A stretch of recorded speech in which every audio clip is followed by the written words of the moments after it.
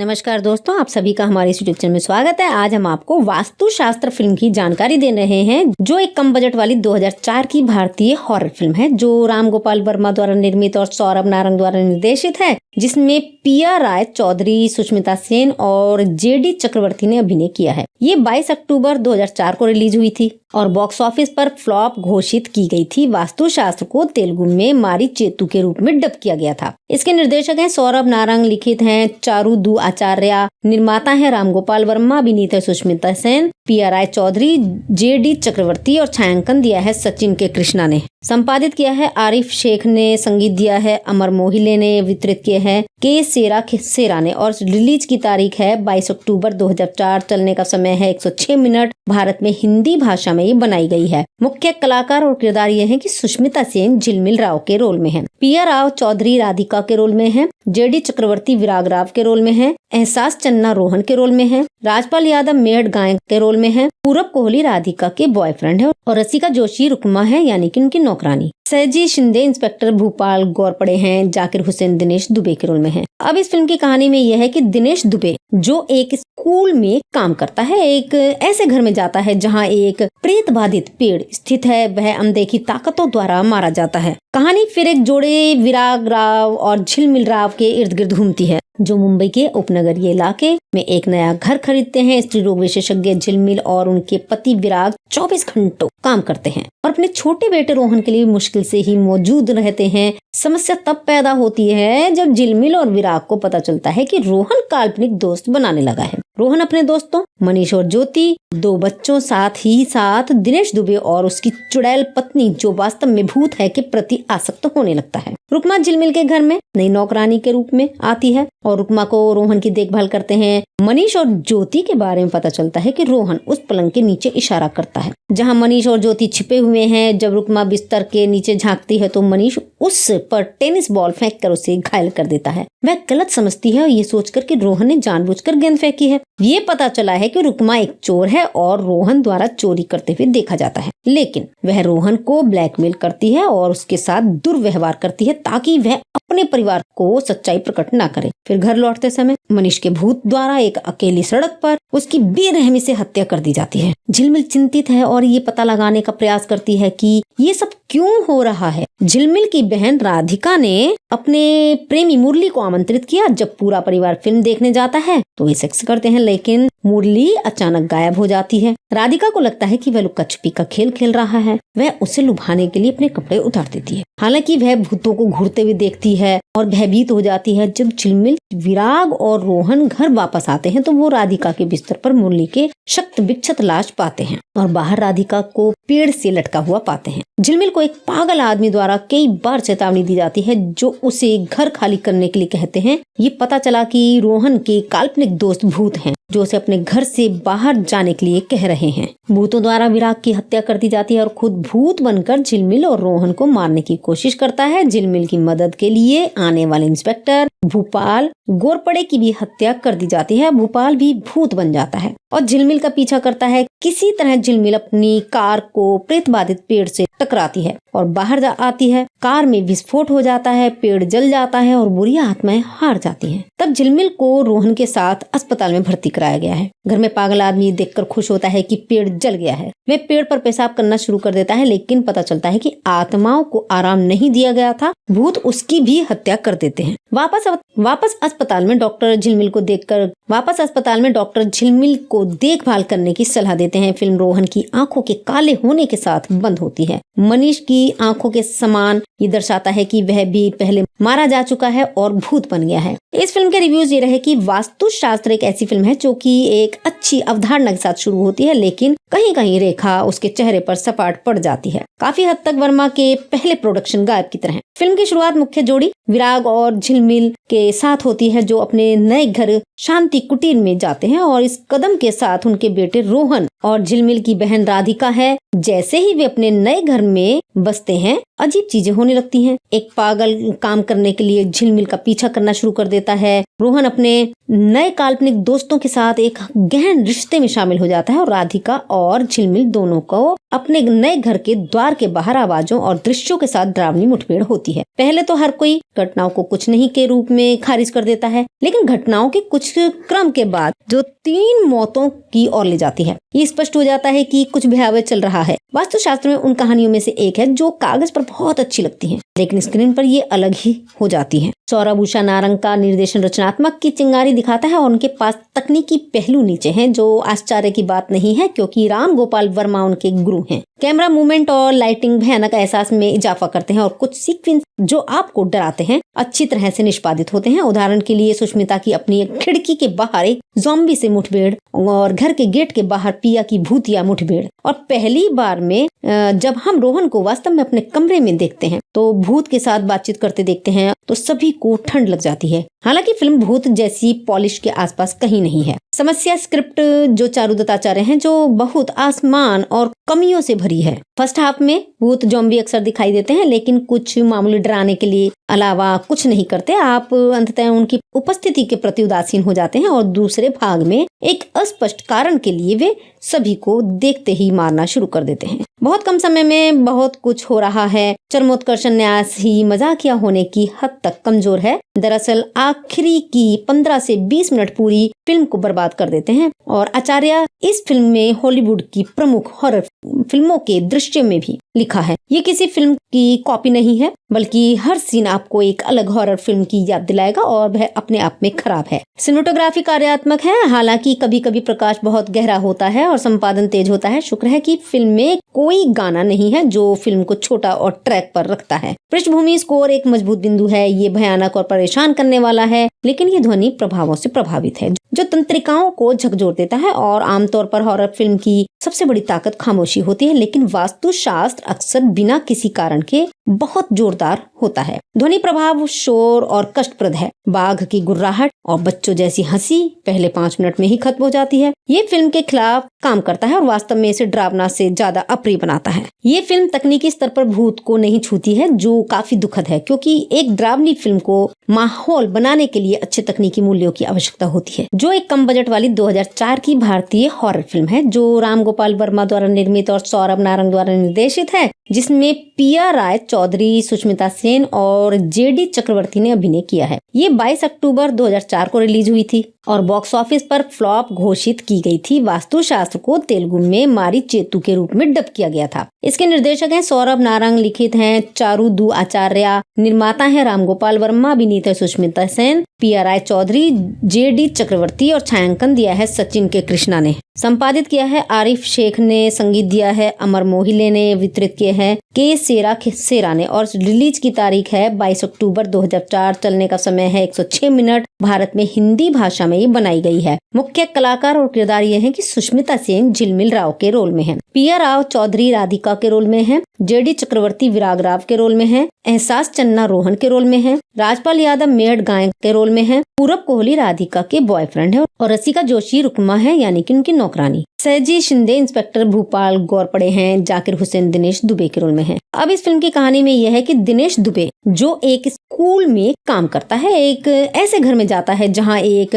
प्रेत बाधित पेड़ स्थित है। वह अनदेखी ताकतों द्वारा मारा जाता है। कहानी फिर एक जोड़े विराग राव और झिलमिल राव के इर्द गिर्द घूमती है, जो मुंबई के उपनगरीय इलाके में एक नया घर खरीदते हैं। स्त्री रोग विशेषज्ञ झिलमिल और उनके पति विराग 24 घंटों काम करते हैं और अपने छोटे बेटे रोहन के लिए मुश्किल से ही मौजूद रहते हैं। समस्या तब पैदा होती है जब झिलमिल और विराग को पता चलता है कि रोहन काल्पनिक दोस्त बनाने लगा है। रोहन अपने दोस्तों मनीष और ज्योति, 2 बच्चों, साथ ही साथ दिनेश दुबे और उसकी चुड़ैल पत्नी जो वास्तव में भूत है के प्रति आसक्त होने लगता है। रुकमा झिलमिल के घर में नई नौकरानी के रूप में आती है और रुकमा को रोहन की देखभाल करते हैं। मनीष और ज्योति के बारे में पता चलता है कि रोहन उस पलंग के नीचे इशारा करता है जहां मनीष और ज्योति छिपे हुए हैं। जब रुकमा बिस्तर के नीचे झांकती है तो मनीष उस पर टेनिस बॉल फेंक कर उसे घायल कर देता है। वह गलत समझती है और ये सोचकर कि रोहन ने जानबूझकर गेंद फेंकी है। ये पता चला है कि रुकमा एक चोर है और रोहन द्वारा चोरी करते हुए देखा जाता है, लेकिन वह रोहन को ब्लैकमेल करती है और उसके साथ दुर्व्यवहार करती है ताकि वह अपने परिवार को सच्चाई प्रकट ना करे। फिर घर लौटते समय मनीष के भूत द्वारा एक अकेली सड़क पर उसकी बेरहमी से हत्या कर दी जाती है। झिलमिल चिंतित है और ये पता लगाने का प्रयास करती है कि ये सब क्यों हो रहा है। झिलमिल की बहन राधिका ने अपने प्रेमी मुरली को आमंत्रित किया। जब पूरा परिवार फिल्म देखने जाता है तो वे सेक्स करते हैं, लेकिन मुरली अचानक गायब हो जाती है। राधिका को लगता है कि वह लुक्का छिपी का खेल खेल रहा है। वह उसे लुभाने के लिए अपने कपड़े उतार देती है। हालांकि वह भूतों को घूरते हुए देखती है और भयभीत हो जाती है। जब झिलमिल, विराग और रोहन घर वापस आते हैं तो वो राधिका के बिस्तर पर मुरली के शक्त विक्षत लाश पाते हैं और बाहर राधिका को पेड़ से लटका हुआ पाते हैं। झिलमिल को एक पागल आदमी द्वारा कई बार चेतावनी दी जाती है, जो उसे घर खाली करने के लिए कहते हैं। ये पता चला कि रोहन के काल्पनिक दोस्त भूत हैं, जो उसे अपने घर से बाहर जाने के लिए कह रहे हैं। भूतों द्वारा विराग की हत्या कर दी जाती है और खुद भूत बनकर झिलमिल और रोहन को मारने की कोशिश करता है। झिलमिल की मदद के लिए आने वाले इंस्पेक्टर भूपाल गोरपड़े की भी हत्या कर दी जाती है। भूपाल भी भूत बन जाता है और झिलमिल का पीछा करता है। किसी तरह झिलमिल अपनी कार को प्रेत बाधित पेड़ से टकराती है और बाहर आती है। कार में विस्फोट हो जाता है, पेड़ जल जाता है और बुरी आत्माएं हार जाती हैं। तब झिलमिल को रोहन के साथ अस्पताल में भर्ती कराया गया है। घर में पागल आदमी देखकर खुश होता है कि पेड़ जल गया है। वह पेड़ पर पेशाब करना शुरू कर देता है, लेकिन पता चलता है कि आत्माओं को आराम नहीं दिया गया था। भूत उसकी भी हत्या कर देते हैं। वापस अस्पताल में डॉक्टर झिलमिल को देखभाल करने की सलाह देते हैं। फिल्म रोहन की आंखों के काले होने के साथ बंद होती है। मनीष की आंखों के समान ये दर्शाता है कि वह भी पहले मारा जा चुका है और भूत बन गया है। इस फिल्म के रिव्यूज ये रहे कि वास्तुशास्त्र एक ऐसी फिल्म है जो कि एक अच्छी अवधारणा के साथ शुरू होती है, लेकिन कहीं कहीं रेखा उसके चेहरे पर सपाट पड़ जाती है। काफी हद तक वर्मा के पहले प्रोडक्शन गायब की तरह। फिल्म की शुरुआत मुख्य जोड़ी विराग और झिलमिल के साथ होती है, जो अपने नए घर शांति कुटीर में जाते हैं और इस कदम के साथ उनके बेटे रोहन और झिलमिल की बहन राधिका है। जैसे ही वे अपने नए घर में बसते हैं, अजीब चीजें होने लगती हैं। एक पागल काम करने के लिए झिलमिल का पीछा करना शुरू कर देता है। रोहन अपने नए काल्पनिक दोस्तों के साथ एक गहन रिश्ते में शामिल हो जाता है और राधिका और झिलमिल दोनों को अपने नए घर के द्वार के बाहर आवाजों और दृश्यों के साथ डरावनी मुठभेड़ होती है। पहले तो हर कोई घटनाओं को कुछ नहीं के रूप में खारिज कर देता है, लेकिन घटनाओं के कुछ क्रम के बाद जो 3 मौतों की ओर ले जाती है, ये स्पष्ट हो जाता है कि कुछ भयावह चल रहा है। वास्तुशास्त्र में उन कहानियों में से एक है जो कागज पर बहुत अच्छी लगती है, लेकिन स्क्रीन पर ये अलग ही हो जाती है। सौरभ उषा नारंग का निर्देशन रचनात्मक की चिंगारी दिखाता है और उनके पास तकनीकी पहलू नीचे हैं, जो आश्चर्य की बात नहीं है क्योंकि राम गोपाल वर्मा उनके गुरु हैं। कैमरा मूवमेंट और लाइटिंग भयानक एहसास में इजाफा करते हैं और कुछ सीक्वेंस जो आपको डराते हैं अच्छी तरह से निष्पादित होते हैं। उदाहरण के लिए सुष्मिता की अपनी खिड़की के बाहर एक ज़ॉम्बी से मुठभेड़ और घर के गेट के बाहर पिया की भूतिया मुठभेड़। और पहली बार में जब हम रोहन को वास्तव में अपने कमरे में देखते हैं तो भूत के साथ बातचीत करते देखते हैं तो सभी को ठंड लग जाती है। हालांकि फिल्म भूत जैसी पॉलिश के आसपास कहीं नहीं है। समस्या स्क्रिप्ट जो चारू दत्ताचार्य हैं, जो बहुत आसमान और कमियों से भरी है। फर्स्ट हाफ में भूत ज़ॉम्बी अक्सर दिखाई देते हैं, लेकिन कुछ मामूली डराने के लिए अलावा कुछ नहीं करते। आप अंततः उनकी उपस्थिति के प्रति उदासीन हो जाते हैं और दूसरे भाग में एक अस्पष्ट कारण के लिए वे सभी को देखते ही मारना शुरू कर देते हैं। बहुत कम समय में बहुत कुछ हो रहा है। चरमोत्कर्षण न्यास ही मजाकिया होने की हद तक कमजोर है।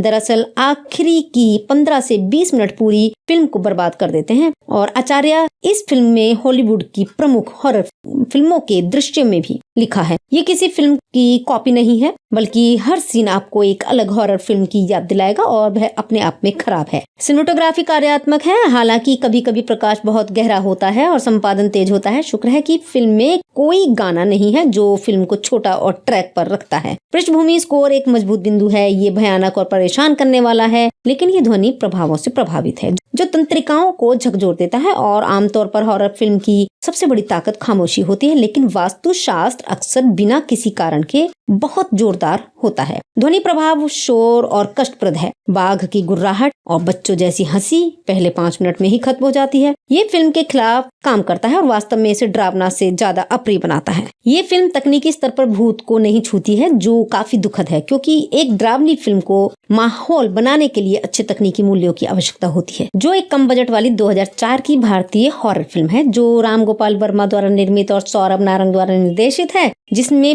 पिया राय चौधरी, सुष्मिता सेन और जेडी चक्रवर्ती ने अभिनय किया है। ये 22 अक्टूबर 2004 को रिलीज हुई थी और बॉक्स ऑफिस पर फ्लॉप घोषित की गई थी। वास्तुशास्त्र को तेलुगु में मारी चेतु के रूप में डब किया गया था। इसके निर्देशक हैं सौरभ नारंग, लिखित हैं चारुदू आचार्य, निर्माता हैं राम गोपाल वर्मा, अभिनीत है सुष्मिता सेन, पिया राय चौधरी, जेडी चक्रवर्ती और छायांकन दिया है सचिन के कृष्णा ने। संपादित किया है आरिफ शेख ने, संगीत दिया है अमर मोहिले ने, वितरित किए हैं के सेरा ने और रिलीज की तारीख है 22 अक्टूबर 2004। चलने का समय है 106 मिनट। भारत में हिंदी भाषा में ये बनाई गई है। मुख्य कलाकार और किरदार ये हैं कि सुष्मिता सेन झिलमिल राव के रोल में हैं, पिया राव चौधरी राधिका के रोल में हैं, जेडी चक्रवर्ती विराग राव के रोल में हैं, एहसास चन्ना रोहन के रोल में हैं, राजपाल यादव मेहड़ गायक के रोल में हैं, पूरब कोहली राधिका के बॉयफ्रेंड है और रसिका जोशी रुकमा है यानी कि उनकी नौकरानी। सहजी शिंदे इंस्पेक्टर भूपाल गौरपड़े हैं, जाकिर हुसैन दिनेश दुबे के रोल में हैं। अब इस फिल्म की कहानी में यह है कि दिनेश दुबे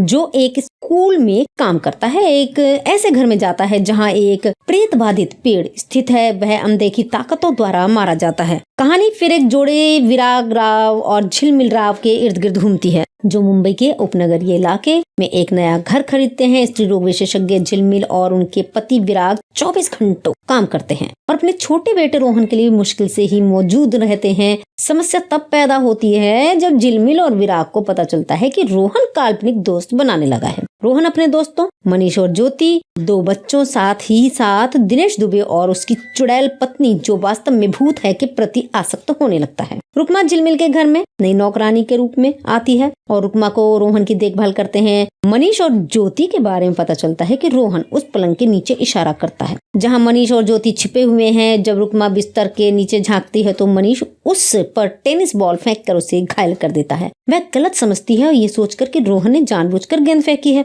ये पता चला है कि रुकमा एक चोर है और रोहन द्वारा चोरी करते हुए देखा जाता है, लेकिन वह रोहन को ब्लैकमेल करती है और उसके साथ दुर्व्यवहार करती है ताकि वह अपने परिवार को सच्चाई प्रकट ना करे। फिर घर लौटते समय मनीष के भूत द्वारा एक अकेली सड़क पर उसकी बेरहमी से हत्या कर दी जाती है। झिलमिल चिंतित है और ये पता लगाने का प्रयास करती है कि ये सब क्यों हो रहा है। झिलमिल की बहन राधिका ने अपने प्रेमी मुरली को आमंत्रित किया। जब पूरा परिवार फिल्म देखने जाता है तो वे सेक्स करते हैं, लेकिन मुरली अचानक गायब हो जाती है। राधिका को लगता है कि वह लुका छिपी का खेल खेल रहा है। वह उसे लुभाने के लिए अपने कपड़े उतार देती है। हालांकि वह भूतों को घूरते हुए देखती है और भयभीत हो जाती है। जब झिलमिल, विराग और रोहन घर वापस आते हैं तो वो राधिका के बिस्तर पर मुरली के शक्त विक्षत लाश पाते हैं और बाहर राधिका को पेड़ से लटका हुआ पाते हैं। झिलमिल को एक पागल आदमी द्वारा कई बार चेतावनी दी जाती है जो उसे घर खाली करने के लिए कहते हैं। ये पता चला कि रोहन के काल्पनिक दोस्त भूत हैं जो उसे अपने घर से बाहर जाने के लिए कह रहे हैं। भूतों द्वारा विराग की हत्या कर दी जाती है और खुद भूत बनकर झिलमिल और रोहन को मारने की कोशिश करता है। झिलमिल की मदद के लिए आने वाले इंस्पेक्टर भूपाल गोरपड़े की भी हत्या कर दी जाती है। भूपाल भी भूत बन जाता है और झिलमिल का पीछा करता है। किसी तरह झिलमिल अपनी कार को प्रेत बाधित पेड़ से टकराती है और बाहर आती है। कार में विस्फोट हो जाता है, पेड़ जल जाता है और बुरी आत्माएं हार जाती हैं। तब झिलमिल को रोहन के साथ अस्पताल में भर्ती कराया गया है। घर में पागल आदमी देखकर खुश होता है कि पेड़ जल गया है। वह पेड़ पर पेशाब करना शुरू कर देता है, लेकिन पता चलता है कि आत्माओं को आराम नहीं दिया गया था। भूत उसकी भी हत्या कर देते हैं। वापस अस्पताल में डॉक्टर झिलमिल को देखभाल करने की सलाह देते हैं। फिल्म रोहन की आंखों के काले होने के साथ बंद होती है। मनीष की आंखों के समान ये दर्शाता है कि वह भी पहले मारा जा चुका है और भूत बन गया है। इस फिल्म के रिव्यूज ये रहे कि वास्तुशास्त्र एक ऐसी फिल्म है जो कि एक अच्छी अवधारणा के साथ शुरू होती है, लेकिन कहीं कहीं रेखा उसके चेहरे पर सपाट पड़ जाती है। काफी हद तक वर्मा के पहले प्रोडक्शन गायब की तरह। फिल्म की शुरुआत मुख्य जोड़ी विराग और झिलमिल के साथ होती है जो अपने नए घर शांति कुटीर में जाते हैं और इस कदम के साथ उनके बेटे रोहन और झिलमिल की बहन राधिका है। जैसे ही वे अपने नए घर में बसते हैं अजीब चीजें होने लगती हैं। एक पागल काम करने के लिए झिलमिल का पीछा करना शुरू कर देता है। रोहन अपने नए काल्पनिक दोस्तों के साथ एक गहन रिश्ते में शामिल हो जाता है और राधिका और झिलमिल दोनों को अपने नए घर के द्वार के बाहर आवाजों और दृश्यों के साथ डरावनी मुठभेड़ होती है। पहले तो हर कोई घटनाओं को कुछ नहीं के रूप में खारिज कर देता है, लेकिन घटनाओं के कुछ क्रम के बाद जो 3 मौतों की ओर ले जाती है, ये स्पष्ट हो जाता है कि कुछ भयावह चल रहा है। वास्तुशास्त्र में उन कहानियों में से एक है जो कागज पर बहुत अच्छी लगती हैं, लेकिन स्क्रीन पर ये अलग ही हो जाती हैं। सौरभ उषा नारंग का निर्देशन रचनात्मक की चिंगारी दिखाता है और उनके पास तकनीकी पहलू नीचे हैं, जो आश्चर्य की बात नहीं है क्योंकि राम गोपाल वर्मा उनके गुरु हैं। कैमरा मूवमेंट और लाइटिंग भयानक एहसास में इजाफा करते हैं और कुछ सीक्वेंस जो आपको डराते हैं अच्छी तरह से निष्पादित होते हैं। उदाहरण के लिए सुष्मिता की अपनी एक खिड़की के बाहर एक ज़ॉम्बी से मुठभेड़ और घर के गेट के बाहर पिया की भूतिया मुठभेड़, और पहली बार में जब हम रोहन को वास्तव में अपने कमरे में देखते हैं तो भूत के साथ बातचीत करते देखते हैं तो सभी को ठंड लग जाती है। हालांकि फिल्म भूत जैसी पॉलिश के आसपास कहीं नहीं है। समस्या स्क्रिप्ट जो चारू दत्ताचार्य हैं, जो बहुत आसमान और कमियों से भरी है। फर्स्ट हाफ में भूत ज़ॉम्बी अक्सर दिखाई देते हैं, लेकिन कुछ मामूली डराने के लिए अलावा कुछ नहीं करते। आप अंततः उनकी उपस्थिति के प्रति उदासीन हो जाते हैं और दूसरे भाग में एक अस्पष्ट कारण के लिए वे सभी को देखते ही मारना शुरू कर देते हैं। बहुत कम समय में बहुत कुछ हो रहा है। चरमोत्कर्षण न्यास ही मजाकिया होने की हद तक कमजोर है। दरअसल आखिरी की 15 से 20 मिनट पूरी फिल्म को बर्बाद कर देते हैं और आचार्य इस फिल्म में हॉलीवुड की प्रमुख हॉरर फिल्मों के दृश्य में भी लिखा है। ये किसी फिल्म की कॉपी नहीं है, बल्कि हर सीन आपको एक अलग हॉरर फिल्म की याद दिलाएगा और वह अपने आप में खराब है। सिनेमेटोग्राफी कार्यात्मक है, हालांकि कभी कभी प्रकाश बहुत गहरा होता है और संपादन तेज होता है। शुक्र है कि फिल्म में कोई गाना नहीं है जो फिल्म को छोटा और ट्रैक पर रखता है। पृष्ठभूमि स्कोर एक मजबूत बिंदु है। ये भयानक और परेशान करने वाला है, लेकिन ये ध्वनि प्रभावों से प्रभावित है जो तंत्रिकाओं को झकझोर देता है। और आमतौर पर हॉरर फिल्म की सबसे बड़ी ताकत खामोशी होती है, लेकिन वास्तुशास्त्र अक्सर बिना किसी कारण के बहुत जोरदार होता है। ध्वनि प्रभाव शोर और कष्टप्रद है। बाघ की गुर्राहट और बच्चों जैसी हंसी पहले 5 मिनट में ही खत्म हो जाती है। ये फिल्म के खिलाफ काम करता है और वास्तव में इसे डरावना से ज्यादा अप्रिय बनाता है। ये फिल्म तकनीकी स्तर पर भूत को नहीं छूती है, जो काफी दुखद है, क्योंकि एक डरावनी फिल्म को माहौल बनाने के लिए अच्छे तकनीकी मूल्यों की आवश्यकता होती है। जो एक कम बजट वाली 2004 की भारतीय हॉरर फिल्म है, जो राम गोपाल वर्मा द्वारा निर्मित और सौरभ नारंग द्वारा निर्देशित है, जिसमें पिया राय चौधरी, सुष्मिता सेन और जेडी चक्रवर्ती ने अभिनय किया है। ये 22 अक्टूबर 2004 को रिलीज हुई थी और बॉक्स ऑफिस पर फ्लॉप घोषित की गई थी। वास्तुशास्त्र को तेलुगु में मारी चेतु के रूप में डब किया गया था। इसके निर्देशक हैं सौरभ नारंग, लिखित हैं चारू दू आचार्य, निर्माता हैं राम गोपाल वर्मा, अभिनीत है सुष्मिता सेन, पिया राय चौधरी, जेडी चक्रवर्ती और छायांकन दिया है सचिन के कृष्णा ने। संपादित किया है आरिफ शेख ने, संगीत दिया है अमर मोहिले ने, वितरित किए हैं के सेरा ने और रिलीज की तारीख है 22 अक्टूबर 2004। चलने का समय है 106 मिनट। भारत में हिंदी भाषा में ये बनाई गई है। मुख्य कलाकार और किरदार ये हैं कि सुष्मिता सेन झिलमिल राव के रोल में है, पिया राव चौधरी राधिका के रोल में है, जेडी चक्रवर्ती विराग राव के रोल में है, एहसास चन्ना रोहन के रोल में है, राजपाल यादव मेहड़ गाय के रोल में है, पूरब कोहली राधिका के बॉयफ्रेंड है और रसिका जोशी रुकमा है, यानी कि उनकी नौकरानी। सहजी शिंदे इंस्पेक्टर भूपाल गौरपड़े हैं, जाकिर हुसैन दिनेश दुबे के रोल में है। अब इस फिल्म की कहानी में यह है कि दिनेश दुबे जो एक स्कूल में काम करता है, एक ऐसे घर में जाता है जहां एक प्रेत बाधित पेड़ स्थित है, वह अनदेखी ताकतों द्वारा मारा जाता है। कहानी फिर एक जोड़े विराग राव और झिलमिल राव के इर्द गिर्द घूमती है, जो मुंबई के उपनगरीय इलाके में एक नया घर खरीदते हैं। स्त्री रोग विशेषज्ञ झिलमिल और उनके पति विराग 24 घंटों काम करते हैं और अपने छोटे बेटे रोहन के लिए मुश्किल से ही मौजूद रहते हैं। समस्या तब पैदा होती है जब झिलमिल और विराग को पता चलता है कि रोहन काल्पनिक दोस्त बनाने लगा है। रोहन अपने दोस्तों मनीष और ज्योति, 2 बच्चों, साथ ही साथ दिनेश दुबे और उसकी चुड़ैल पत्नी जो वास्तव में भूत है के प्रति आसक्त होने लगता है। रुकमा झिलमिल के घर में नई नौकरानी के रूप में आती है और रुकमा को रोहन की देखभाल करते हैं। मनीष और ज्योति के बारे में पता चलता है कि रोहन उस पलंग के नीचे इशारा करता है जहां मनीष और ज्योति छिपे हुए हैं। जब रुकमा बिस्तर के नीचे झांकती है तो मनीष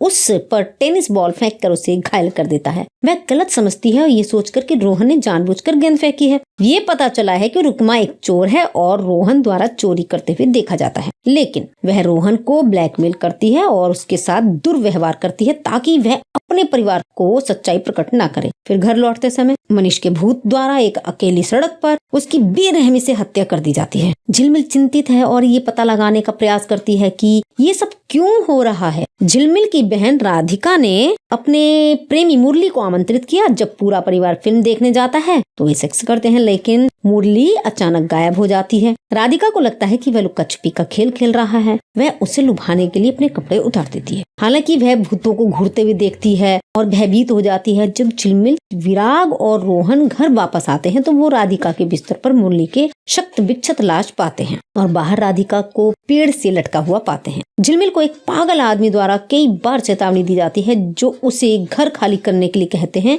ये पता चला कि रोहन के काल्पनिक दोस्त भूत हैं, जो उसे अपने घर से बाहर जाने के लिए कह रहे हैं। भूतों द्वारा विराग की हत्या कर दी जाती है और खुद भूत बनकर झिलमिल और रोहन को मारने की कोशिश करता है। झिलमिल की मदद के लिए आने वाले इंस्पेक्टर भूपाल गोरपड़े की भी हत्या कर दी जाती है। भूपाल भी भूत बन जाता है और झिलमिल का पीछा करता है। किसी तरह झिलमिल अपनी कार को प्रेत बाधित पेड़ से टकराती है और बाहर आती है। कार में विस्फोट हो जाता है, पेड़ जल जाता है और बुरी आत्माएं हार जाती हैं। तब झिलमिल को रोहन के साथ अस्पताल में भर्ती कराया गया है। घर में पागल आदमी देखकर खुश होता है कि पेड़ जल गया है। वह पेड़ पर पेशाब करना शुरू कर देता है, लेकिन पता चलता है कि आत्माओं को आराम नहीं दिया गया था। भूत उसकी भी हत्या कर देते हैं। वापस अस्पताल में डॉक्टर झिलमिल को देखभाल करने की सलाह देते हैं। फिल्म रोहन की आंखों के काले होने के साथ बंद होती है। मनीष की आंखों के समान ये दर्शाता है कि वह भी पहले मारा जा चुका है और भूत बन गया है। इस फिल्म के रिव्यूज ये रहे कि वास्तुशास्त्र एक ऐसी फिल्म है जो कि एक अच्छी अवधारणा के साथ शुरू होती है, लेकिन कहीं कहीं रेखा उसके चेहरे पर सपाट पड़ जाती है। काफी हद तक वर्मा के पहले प्रोडक्शन गायब की तरह। फिल्म की शुरुआत मुख्य जोड़ी विराग और झिलमिल के साथ होती है, जो अपने नए घर शांति कुटीर में जाते हैं और इस कदम के साथ उनके बेटे रोहन और झिलमिल की बहन राधिका है। जैसे ही वे अपने नए घर में बसते हैं, अजीब चीजें होने लगती हैं। एक पागल काम करने के लिए झिलमिल का पीछा करना शुरू कर देता है। रोहन अपने नए काल्पनिक दोस्तों के साथ एक गहन रिश्ते में शामिल हो जाता है और राधिका और झिलमिल दोनों को अपने नए घर के द्वार के बाहर आवाजों और दृश्यों के साथ डरावनी मुठभेड़ होती है। पहले तो हर कोई घटनाओं को कुछ नहीं के रूप में खारिज कर देता है, लेकिन घटनाओं के कुछ क्रम के बाद जो 3 मौतों की ओर ले जाती है, ये स्पष्ट हो जाता है कि कुछ भयावह चल रहा है। वास्तुशास्त्र में उन कहानियों में से एक है जो कागज पर बहुत अच्छी लगती है, लेकिन स्क्रीन पर ये अलग ही हो जाती है। सौरभ उषा नारंग का निर्देशन रचनात्मक की चिंगारी दिखाता है और उनके पास तकनीकी पहलू नीचे हैं, जो आश्चर्य की बात नहीं है क्योंकि राम गोपाल वर्मा उनके गुरु हैं। कैमरा मूवमेंट और लाइटिंग भयानक एहसास में इजाफा करते हैं और कुछ सीक्वेंस जो आपको डराते हैं अच्छी तरह से निष्पादित होते हैं। उदाहरण के लिए सुष्मिता की अपनी खिड़की के बाहर एक ज़ॉम्बी से मुठभेड़ और घर के गेट के बाहर पिया की भूतिया मुठभेड़। और पहली बार में जब हम रोहन को वास्तव में अपने कमरे में देखते हैं तो भूत के साथ बातचीत करते देखते हैं तो सभी को ठंड लग जाती है। हालांकि फिल्म भूत जैसी पॉलिश के आसपास कहीं नहीं है। समस्या स्क्रिप्ट जो चारू दत्ताचार्य हैं, जो बहुत आसमान और कमियों से भरी है। फर्स्ट हाफ में भूत ज़ॉम्बी अक्सर दिखाई देते हैं, लेकिन कुछ मामूली डराने के लिए अलावा कुछ नहीं करते। आप अंततः उनकी उपस्थिति के प्रति उदासीन हो जाते हैं और दूसरे भाग में एक अस्पष्ट कारण के लिए वे सभी को देखते ही मारना शुरू कर देते हैं। बहुत कम समय में बहुत कुछ हो रहा है। चरमोत्कर्षण न्यास ही मजाकिया होने की हद तक कमजोर है। दरअसल आखिरी की 15 से 20 मिनट पूरी फिल्म को बर्बाद कर देते हैं और आचार्य इस फिल्म में हॉलीवुड की प्रमुख हॉरर फिल्मों के दृश्य में भी लिखा है। ये किसी फिल्म की कॉपी नहीं है, बल्कि हर सीन आपको एक अलग हॉरर फिल्म की याद दिलाएगा और वह अपने आप में खराब है। सिनेमेटोग्राफी कार्यात्मक है, हालांकि कभी कभी प्रकाश बहुत गहरा होता है और संपादन तेज होता है। शुक्र है कि फिल्म में कोई गाना नहीं है जो फिल्म को छोटा और ट्रैक पर रखता है। पृष्ठभूमि स्कोर एक मजबूत बिंदु है। ये भयानक और परेशान करने वाला है, लेकिन ये ध्वनि प्रभावों से प्रभावित है जो तंत्रिकाओं को झकझोर देता है। और आमतौर पर हॉरर फिल्म की सबसे बड़ी ताकत खामोशी होती है, लेकिन वास्तुशास्त्र अक्सर बिना किसी कारण के बहुत जोरदार होता है। ध्वनि प्रभाव शोर और कष्टप्रद है। बाघ की गुर्राहट और बच्चों जैसी हंसी पहले 5 मिनट में ही खत्म हो जाती है। ये फिल्म के खिलाफ काम करता है और वास्तव में इसे डरावना से ज्यादा अप्रिय बनाता है। ये फिल्म तकनीकी स्तर पर भूत को नहीं छूती है, जो काफी दुखद है, क्योंकि एक डरावनी फिल्म को माहौल बनाने के लिए अच्छे तकनीकी मूल्यों की आवश्यकता होती है। जो एक कम बजट वाली 2004 की भारतीय हॉरर फिल्म है, जो राम गोपाल वर्मा द्वारा निर्मित और सौरभ नारंग द्वारा निर्देशित है, जिसमें पिया राय चौधरी, सुष्मिता सेन और जेडी चक्रवर्ती ने अभिनय किया है। ये 22 अक्टूबर 2004 को रिलीज हुई थी और बॉक्स ऑफिस पर फ्लॉप घोषित की गई थी। वास्तुशास्त्र को तेलुगु में मारी चेतु के रूप में डब किया गया था। इसके निर्देशक हैं सौरभ नारंग, लिखित हैं चारुदू आचार्य, निर्माता हैं राम गोपाल वर्मा, अभिनेता सुष्मिता सेन, PRI चौधरी, JD चक्रवर्ती और छायांकन दिया है सचिन के कृष्णा ने। संपादित किया है आरिफ शेख ने, संगीत दिया है अमर मोहिले ने, वितरित किए हैं के सेरा ने और रिलीज की तारीख है 22 अक्टूबर 2004। चलने का समय है 106 मिनट। भारत में हिंदी भाषा में ये बनाई गई है। मुख्य कलाकार और किरदार ये हैं कि सुष्मिता सेन झिलमिल राव के रोल में है, PR राव चौधरी राधिका के रोल में है, JD चक्रवर्ती विराग राव के रोल में है, एहसास चन्ना रोहन के रोल में है, राजपाल यादव मेहड़ गायक के रोल में है, पूरब कोहली राधिका के बॉयफ्रेंड है और रसिका जोशी रुकमा है यानी कि उनकी नौकरानी। सहजी शिंदे इंस्पेक्टर भूपाल गौरपड़े हैं, जाकिर हुसैन दिनेश दुबे के रोल में है। अब इस फिल्म की कहानी में यह है कि दिनेश दुबे जो एक स्कूल में काम करता है, एक ऐसे घर में जाता है जहां एक प्रेत बाधित पेड़ स्थित है, वह अनदेखी ताकतों द्वारा मारा जाता है। कहानी फिर एक जोड़े विराग राव और झिलमिल राव के इर्द गिर्द घूमती है, जो मुंबई के उपनगरीय इलाके में एक नया घर खरीदते हैं। स्त्री रोग विशेषज्ञ झिलमिल और उनके पति विराग 24 घंटों काम करते हैं और अपने छोटे बेटे रोहन के लिए मुश्किल से ही मौजूद रहते हैं। समस्या तब पैदा होती है जब झिलमिल और विराग को पता चलता है कि रोहन काल्पनिक दोस्त बनाने लगा है। रोहन अपने दोस्तों मनीष और ज्योति, 2 बच्चों, साथ ही साथ दिनेश दुबे और उसकी चुड़ैल पत्नी जो वास्तव में भूत है के प्रति आसक्त होने लगता है। रुकमा झिलमिल के घर में नई नौकरानी के रूप में आती है और रुकमा को रोहन की देखभाल करते हैं। मनीष और ज्योति के बारे में पता चलता है कि रोहन उस पलंग के नीचे इशारा करता है जहां मनीष और ज्योति छिपे हुए हैं। जब रुकमा बिस्तर के नीचे झांकती है तो मनीष उस पर टेनिस बॉल फेंक कर उसे घायल कर देता है। वह गलत समझती है और ये सोचकर कि रोहन ने जानबूझकर गेंद फेंकी है। ये पता चला है कि रुकमा एक चोर है और रोहन द्वारा चोरी करते हुए देखा जाता है, लेकिन वह रोहन को ब्लैकमेल करती है और उसके साथ दुर्व्यवहार करती है ताकि वह अपने परिवार को सच्चाई प्रकट ना करे। फिर घर लौटते समय मनीष के भूत द्वारा एक अकेली सड़क पर उसकी बेरहमी से हत्या कर दी जाती है। झिलमिल चिंतित है और ये पता लगाने का प्रयास करती है कि ये सब क्यों हो रहा है। झिलमिल की बहन राधिका ने अपने प्रेमी मुरली को आमंत्रित किया। जब पूरा परिवार फिल्म देखने जाता है तो वे सेक्स करते हैं, लेकिन मुरली अचानक गायब हो जाती है। राधिका को लगता है कि वह लुक्का छिपी का खेल खेल रहा है। वह उसे लुभाने के लिए अपने कपड़े उतार देती है। हालांकि वह भूतों को घूरते हुए देखती है और भयभीत हो जाती है। जब झिलमिल, विराग और रोहन घर वापस आते हैं तो वो राधिका के बिस्तर पर मुरली के शक्त विक्षत लाश पाते हैं और बाहर राधिका को पेड़ से लटका हुआ पाते हैं। झिलमिल को एक पागल आदमी द्वारा कई बार चेतावनी दी जाती है जो उसे घर खाली करने के लिए कहते हैं। ये पता चला कि रोहन के काल्पनिक दोस्त भूत हैं जो उसे अपने घर से बाहर जाने के लिए कह रहे हैं। भूतों द्वारा विराग की हत्या कर दी जाती है और खुद भूत बनकर झिलमिल और रोहन को मारने की कोशिश करता है। झिलमिल की मदद के लिए आने वाले इंस्पेक्टर भूपाल गोरपड़े की भी हत्या कर दी जाती है। भूपाल भी भूत बन जाता है और झिलमिल का पीछा करता है। किसी तरह झिलमिल अपनी कार को प्रेत बाधित पेड़ से टकराती है और बाहर आती है। कार में विस्फोट हो जाता है, पेड़ जल जाता है और बुरी आत्माएं हार जाती हैं। तब झिलमिल को रोहन के साथ अस्पताल में भर्ती कराया गया है। घर में पागल आदमी देखकर खुश होता है कि पेड़ जल गया है। वह पेड़ पर पेशाब करना शुरू कर देता है, लेकिन पता चलता है कि आत्माओं को आराम नहीं दिया गया था, भूत उसकी भी हत्या कर देते हैं। वापस अस्पताल में डॉक्टर झिलमिल को देखभाल करने की सलाह देते हैं। फिल्म रोहन की आंखों के काले होने के साथ बंद होती है। मनीष की आंखों के समान ये दर्शाता है कि वह भी पहले मारा जा चुका है और भूत बन गया है। इस फिल्म के रिव्यूज ये रहे कि वास्तुशास्त्र एक ऐसी फिल्म है जो कि एक अच्छी अवधारणा के साथ शुरू होती है, लेकिन कहीं कहीं रेखा उसके चेहरे पर सपाट पड़ जाती है। काफी हद तक वर्मा के पहले प्रोडक्शन गायब की तरह है। फिल्म की शुरुआत मुख्य जोड़ी विराग और झिलमिल के साथ होती है जो अपने नए घर शांति कुटीर में जाते हैं और इस कदम के साथ उनके बेटे रोहन और झिलमिल की बहन राधिका है। जैसे ही वे अपने नए घर में बसते हैं अजीब चीजें होने लगती हैं। एक पागल काम करने के लिए झिलमिल का पीछा करना शुरू कर देता है। रोहन अपने नए काल्पनिक दोस्तों के साथ एक गहन रिश्ते में शामिल हो जाता है और राधिका और झिलमिल दोनों को अपने नए घर के द्वार के बाहर आवाजों और दृश्यों के साथ डरावनी मुठभेड़ होती है। पहले तो हर कोई घटनाओं को कुछ नहीं के रूप में खारिज कर देता है, लेकिन घटनाओं के कुछ क्रम के बाद जो 3 मौतों की ओर ले जाती है, ये स्पष्ट हो जाता है कि कुछ भयावह चल रहा है। वास्तुशास्त्र में उन कहानियों में से एक है जो कागज पर बहुत अच्छी लगती हैं,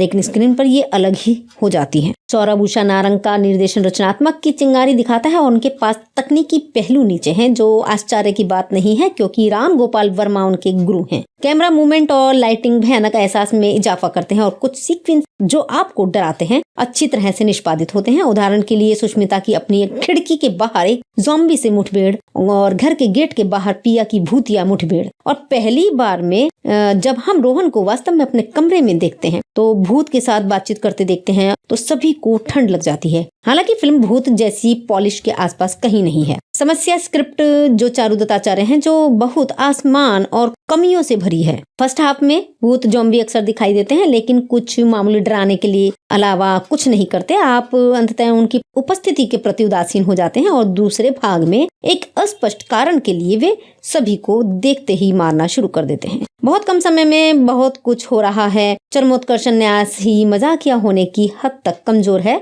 दरअसल आखिरी की 15 से 20 मिनट पूरी फिल्म को बर्बाद कर देते हैं और आचार्य इस फिल्म में हॉलीवुड की प्रमुख हॉरर फिल्मों के दृश्य में भी लिखा है। ये किसी फिल्म की कॉपी नहीं है, बल्कि हर सीन आपको एक अलग हॉरर फिल्म की याद दिलाएगा और वह अपने आप में खराब है। सिनेमेटोग्राफी कार्यात्मक है, हालांकि कभी कभी प्रकाश बहुत गहरा होता है और संपादन तेज होता है। शुक्र है कि फिल्म में कोई गाना नहीं है जो फिल्म को छोटा और ट्रैक पर रखता है। पृष्ठभूमि स्कोर एक मजबूत बिंदु है। ये भयानक और परेशान करने वाला है, लेकिन ये ध्वनि प्रभावों से प्रभावित है जो तंत्रिकाओं को झकझोर देता है। और आमतौर पर हॉरर फिल्म की सबसे बड़ी ताकत खामोशी होती है, लेकिन वास्तुशास्त्र अक्सर बिना किसी कारण के बहुत जोरदार होता है। ध्वनि प्रभाव शोर और कष्टप्रद है। बाघ की गुर्राहट और बच्चों जैसी हंसी पहले 5 मिनट में ही खत्म हो जाती है। ये फिल्म के खिलाफ काम करता है और वास्तव में इसे डरावना से ज्यादा अप्रिय बनाता है। ये फिल्म तकनीकी स्तर पर भूत को नहीं छूती है, जो काफी दुखद है, क्योंकि एक डरावनी फिल्म को माहौल बनाने के लिए अच्छे तकनीकी मूल्यों की आवश्यकता होती है। जो एक कम बजट वाली 2004 की भारतीय हॉरर फिल्म है जो राम गोपाल वर्मा द्वारा निर्मित और सौरभ नारंग द्वारा निर्देशित है, जिसमें पिया राय चौधरी, सुष्मिता सेन और जेडी चक्रवर्ती ने अभिनय किया है। ये 22 अक्टूबर 2004 को रिलीज हुई थी और बॉक्स ऑफिस पर फ्लॉप घोषित की गई थी। वास्तुशास्त्र को तेलुगु में मारी चेतु के रूप में डब किया गया था। इसके निर्देशक हैं सौरभ नारंग, लिखित हैं चारू दू आचार्य, निर्माता हैं राम गोपाल वर्मा, अभिनेता सुष्मिता सेन, पिया राय चौधरी, जेडी चक्रवर्ती और छायांकन दिया है सचिन के कृष्णा ने। संपादित किया है आरिफ शेख ने, संगीत दिया है अमर मोहिले ने, वितरित किए हैं के सेरा ने और रिलीज की तारीख है 22 अक्टूबर 2004। चलने का समय है 106 मिनट। भारत में हिंदी भाषा में ये बनाई गई है। मुख्य कलाकार और किरदार ये हैं कि सुष्मिता सेन झिलमिल राव के रोल में हैं, पिया राव चौधरी राधिका के रोल में हैं, जेडी चक्रवर्ती विराग राव के रोल में हैं, एहसास चन्ना रोहन के रोल में हैं, राजपाल यादव मेड गायक के रोल में हैं, पूरब कोहली राधिका के बॉयफ्रेंड है और रसिका जोशी रुकमा है यानी कि उनकी नौकरानी, सहजी शिंदे इंस्पेक्टर भूपाल गौरपड़े हैं, जाकिर हुसैन दिनेश दुबे के रोल में हैं। अब इस फिल्म की कहानी में यह है कि दिनेश दुबे जो एक स्कूल में काम करता है, एक ऐसे घर में जाता है जहां एक प्रेत बाधित पेड़ स्थित है। वह अनदेखी ताकतों द्वारा मारा जाता है। कहानी फिर एक जोड़े विराग राव और झिलमिल राव के इर्द गिर्द घूमती है, जो मुंबई के उपनगरीय इलाके में एक नया घर खरीदते हैं। स्त्री रोग विशेषज्ञ झिलमिल और उनके पति विराग 24 घंटों काम करते हैं और अपने छोटे बेटे रोहन के लिए मुश्किल से ही मौजूद रहते हैं। समस्या तब पैदा होती है जब झिलमिल और विराग को पता चलता है कि रोहन काल्पनिक दोस्त बनाने लगा है। रोहन अपने दोस्तों मनीष और ज्योति, 2 बच्चों, साथ दिनेश दुबे और उसकी चुड़ैल पत्नी जो वास्तव में भूत है के प्रति आसक्त होने लगता है। रुकमा झिलमिल के घर में नई नौकरानी के रूप में आती है और रुकमा को रोहन की देखभाल करते हैं। मनीष और ज्योति के बारे में पता चलता है कि रोहन उस पलंग के नीचे इशारा करता है जहां मनीष और ज्योति छिपे हुए हैं। जब रुकमा बिस्तर के नीचे झांकती है तो मनीष उस पर टेनिस बॉल फेंक कर उसे घायल कर देता है। वह गलत समझती है और ये सोचकर कि रोहन ने जानबूझकर गेंद फेंकी है। ये पता चला है कि रुकमा एक चोर है और रोहन द्वारा चोरी करते हुए देखा जाता है, लेकिन वह रोहन को ब्लैकमेल करती है और उसके साथ दुर्व्यवहार करती है ताकि वह अपने परिवार को सच्चाई प्रकट ना करे। फिर घर लौटते समय मनीष के भूत द्वारा एक अकेली सड़क पर उसकी बेरहमी से हत्या कर दी जाती है। झिलमिल चिंतित है और ये पता लगाने का प्रयास करती है कि ये सब क्यों हो रहा है। झिलमिल की बहन राधिका ने अपने प्रेमी मुरली को आमंत्रित किया। जब पूरा परिवार फिल्म देखने जाता है तो वे सेक्स करते हैं, लेकिन मुरली अचानक गायब हो जाती है। राधिका को लगता है कि वह लुक्का छिपी का खेल खेल रहा है। वह उसे लुभाने के लिए अपने कपड़े उतार देती है। हालांकि वह भूतों को घूरते हुए देखती है और भयभीत हो जाती है। जब झिलमिल, विराग और रोहन घर वापस आते हैं तो वो राधिका के बिस्तर पर मुरली के शक्त विक्षत लाश पाते हैं और बाहर राधिका को पेड़ से लटका हुआ पाते हैं। झिलमिल को एक पागल आदमी द्वारा कई बार चेतावनी दी जाती है जो उसे घर खाली करने के लिए कहते हैं। ये पता चला कि रोहन के काल्पनिक दोस्त भूत हैं जो उसे अपने घर से बाहर जाने के लिए कह रहे हैं। भूतों द्वारा विराग की हत्या कर दी जाती है और खुद भूत बनकर झिलमिल और रोहन को मारने की कोशिश करता है। झिलमिल की मदद के लिए आने वाले इंस्पेक्टर भूपाल गोरपड़े की भी हत्या कर दी जाती है। भूपाल भी भूत बन जाता है और झिलमिल का पीछा करता है। किसी तरह झिलमिल अपनी कार को प्रेत बाधित पेड़ से टकराती है और बाहर आती है। कार में विस्फोट हो जाता है, पेड़ जल जाता है और बुरी आत्माएं हार जाती हैं। तब झिलमिल को रोहन के साथ अस्पताल में भर्ती कराया गया है। घर में पागल आदमी देखकर खुश होता है कि पेड़ जल गया है। वह पेड़ पर पेशाब करना शुरू कर देता है, लेकिन पता चलता है कि आत्माओं को आराम नहीं दिया गया था, भूत उसकी भी हत्या कर देते हैं। वापस अस्पताल में डॉक्टर झिलमिल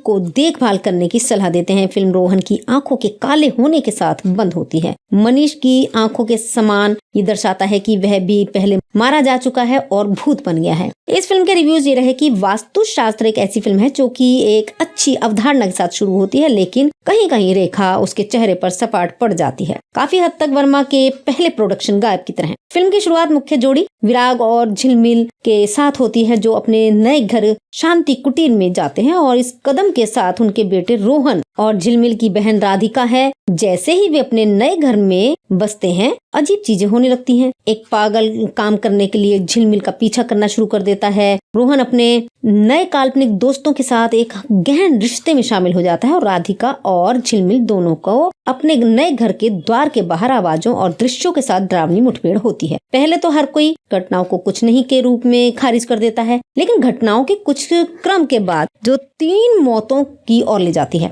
ये स्पष्ट हो जाता है कि कुछ भयावह चल रहा है। वास्तुशास्त्र में उन कहानियों में से एक है जो कागज पर बहुत अच्छी लगती है, लेकिन स्क्रीन पर ये अलग ही हो जाती है। सौरभ उषा नारंग का निर्देशन रचनात्मक की चिंगारी दिखाता है और उनके पास तकनीकी पहलू नीचे हैं, जो आश्चर्य की बात नहीं है क्योंकि राम गोपाल वर्मा उनके गुरु हैं। कैमरा मूवमेंट और लाइटिंग भयानक एहसास में इजाफा करते हैं और कुछ सीक्वेंस जो आपको डराते हैं अच्छी तरह से निष्पादित होते हैं। उदाहरण के लिए सुष्मिता की अपनी एक खिड़की के बाहर एक ज़ॉम्बी से मुठभेड़ और घर के गेट के बाहर पिया की भूतिया मुठभेड़। और पहली बार में जब हम रोहन को वास्तव में अपने कमरे में देखते हैं तो भूत के साथ बातचीत करते देखते हैं तो सभी को ठंड लग जाती है। हालांकि फिल्म भूत जैसी पॉलिश के आसपास कहीं नहीं है। समस्या स्क्रिप्ट जो चारू दत्ताचार्य हैं जो बहुत आसमान और कमियों से भरी है। फर्स्ट हाफ में भूत ज़ॉम्बी अक्सर दिखाई देते हैं, लेकिन कुछ मामूली डराने के लिए अलावा कुछ नहीं करते। आप अंततः उनकी उपस्थिति के प्रति उदासीन हो जाते हैं और दूसरे भाग में एक अस्पष्ट कारण के लिए वे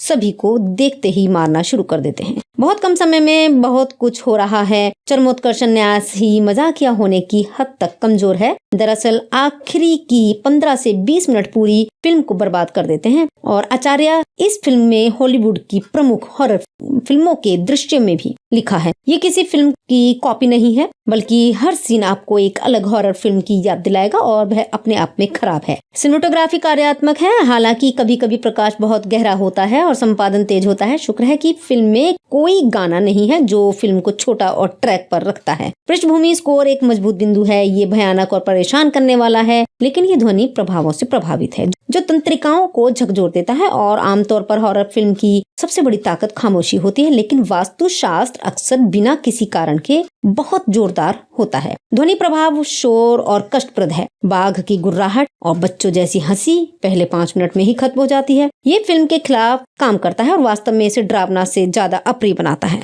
ये फिल्म तकनीकी स्तर पर भूत को नहीं छूती है, जो काफी दुखद है, क्योंकि एक डरावनी फिल्म को माहौल बनाने के लिए अच्छे तकनीकी मूल्यों की आवश्यकता होती है। जो एक कम बजट वाली 2004 की भारतीय हॉरर फिल्म है जो राम गोपाल वर्मा द्वारा निर्मित और सौरभ नारंग द्वारा निर्देशित है, जिसमें पिया राय चौधरी, सुष्मिता सेन और जेडी चक्रवर्ती ने अभिनय किया है। ये 22 अक्टूबर 2004 को रिलीज हुई थी और बॉक्स ऑफिस पर फ्लॉप घोषित की गई थी। वास्तुशास्त्र को तेलुगु में मारी चेतु के रूप में डब किया गया था। इसके निर्देशक हैं सौरभ नारंग, लिखित हैं चारुदू आचार्य, निर्माता हैं राम गोपाल वर्मा, अभिनीत है सुष्मिता सेन, पिया राय चौधरी, जेडी चक्रवर्ती और छायांकन दिया है सचिन के कृष्णा ने। संपादित किया है आरिफ शेख ने, संगीत दिया है अमर मोहिले ने, वितरित किए हैं के सेरा ने और रिलीज की तारीख है 22 अक्टूबर 2004। चलने का समय है 106 मिनट। भारत में हिंदी भाषा में ये बनाई गई है। मुख्य कलाकार और किरदार ये हैं कि सुष्मिता सेन झिलमिल राव के रोल में है, पिया राव चौधरी राधिका के रोल में है,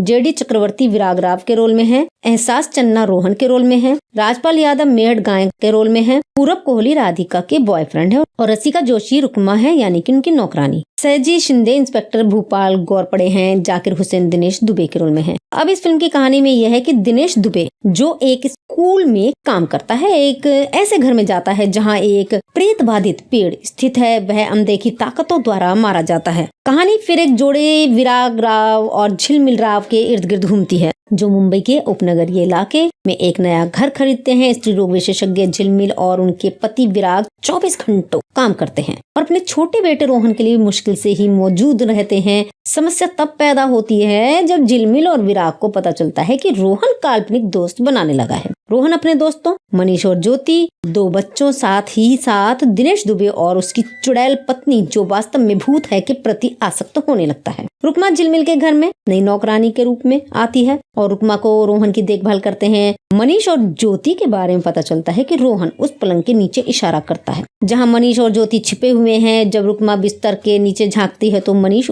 उस पर टेनिस बॉल फेंककर उसे घायल कर देता है। वह गलत समझती है और ये सोचकर कि रोहन ने जानबूझकर गेंद फेंकी है। ये पता चला है कि रुक्मा एक चोर है और रोहन द्वारा चोरी करते हुए देखा जाता है, लेकिन वह रोहन को ब्लैकमेल करती है और उसके साथ दुर्व्यवहार करती है ताकि वह अपने परिवार को सच्चाई प्रकट न करे। फिर घर लौटते समय मनीष के भूत द्वारा एक अकेली सड़क पर उसकी बेरहमी से हत्या कर दी जाती है। झिलमिल चिंतित है और ये पता लगाने का प्रयास करती है कि ये सब क्यों हो रहा है। झिलमिल की बहन राधिका ने अपने प्रेमी मुरली को आमंत्रित किया। जब पूरा परिवार फिल्म देखने जाता है तो वे सेक्स करते हैं, लेकिन मुरली अचानक गायब हो जाती है। राधिका को लगता है कि वह लुक्का छुपी का खेल खेल रहा है। वह उसे लुभाने के लिए अपने कपड़े उतार देती है। हालांकि वह भूतों को घूरते हुए देखती है और भयभीत हो जाती है। जब झिलमिल, विराग और रोहन घर वापस आते हैं तो वो राधिका के बिस्तर पर मुरली के शक्त विक्षत लाश पाते हैं और बाहर राधिका को पेड़ से लटका हुआ पाते हैं। झिलमिल को एक पागल आदमी द्वारा कई बार चेतावनी दी जाती है जो उसे घर खाली करने के लिए कहते हैं। ये पता चला कि रोहन के काल्पनिक दोस्त भूत हैं जो उसे अपने घर से बाहर जाने के लिए कह रहे हैं। भूतों द्वारा विराग की हत्या कर दी जाती है और खुद भूत बनकर झिलमिल और रोहन को मारने की कोशिश करता है। झिलमिल की मदद के लिए आने वाले इंस्पेक्टर भूपाल गोरपड़े की भी हत्या कर दी जाती है। भूपाल भी भूत बन जाता है और झिलमिल का पीछा करता है। किसी तरह झिलमिल अपनी कार को प्रेत बाधित पेड़ से टकराती है और बाहर आती है। कार में विस्फोट हो जाता है, पेड़ जल जाता है और बुरी आत्माएं हार जाती हैं। तब झिलमिल को रोहन के साथ अस्पताल में भर्ती कराया गया है। घर में पागल आदमी देखकर खुश होता है कि पेड़ जल गया है। वह पेड़ पर पेशाब करना शुरू कर देता है, लेकिन पता चलता है कि आत्माओं को आराम नहीं दिया गया था, भूत उसकी भी हत्या कर देते हैं। वापस अस्पताल में डॉक्टर झिलमिल को देखभाल करने की सलाह देते हैं। फिल्म रोहन की आंखों के काले होने के साथ बंद होती है। मनीष की आंखों के समान ये दर्शाता है कि वह भी पहले मारा जा चुका है और भूत बन गया है। इस फिल्म के रिव्यूज ये रहे कि वास्तुशास्त्र एक ऐसी फिल्म है जो कि एक अच्छी अवधारणा के साथ शुरू होती है, लेकिन कहीं कहीं रेखा उसके चेहरे पर सपाट पड़ जाती है। काफी हद तक वर्मा के पहले प्रोडक्शन गायब की तरह। फिल्म की शुरुआत मुख्य जोड़ी विराग और झिलमिल के साथ होती है जो अपने नए घर शांति कुटीर में जाते हैं और इस कदम के साथ उनके बेटे रोहन और झिलमिल की बहन राधिका है। जैसे ही वे अपने नए घर में बसते हैं अजीब चीजें होने लगती हैं। एक पागल काम करने के लिए झिलमिल का पीछा करना शुरू कर देता है। रोहन अपने नए काल्पनिक दोस्तों के साथ एक गहन रिश्ते में शामिल हो जाता है और राधिका और झिलमिल दोनों को अपने नए घर के द्वार के बाहर आवाजों और दृश्यों के साथ डरावनी मुठभेड़ होती है। पहले तो हर कोई घटनाओं को कुछ नहीं के रूप में खारिज कर देता है, लेकिन घटनाओं के कुछ क्रम के बाद जो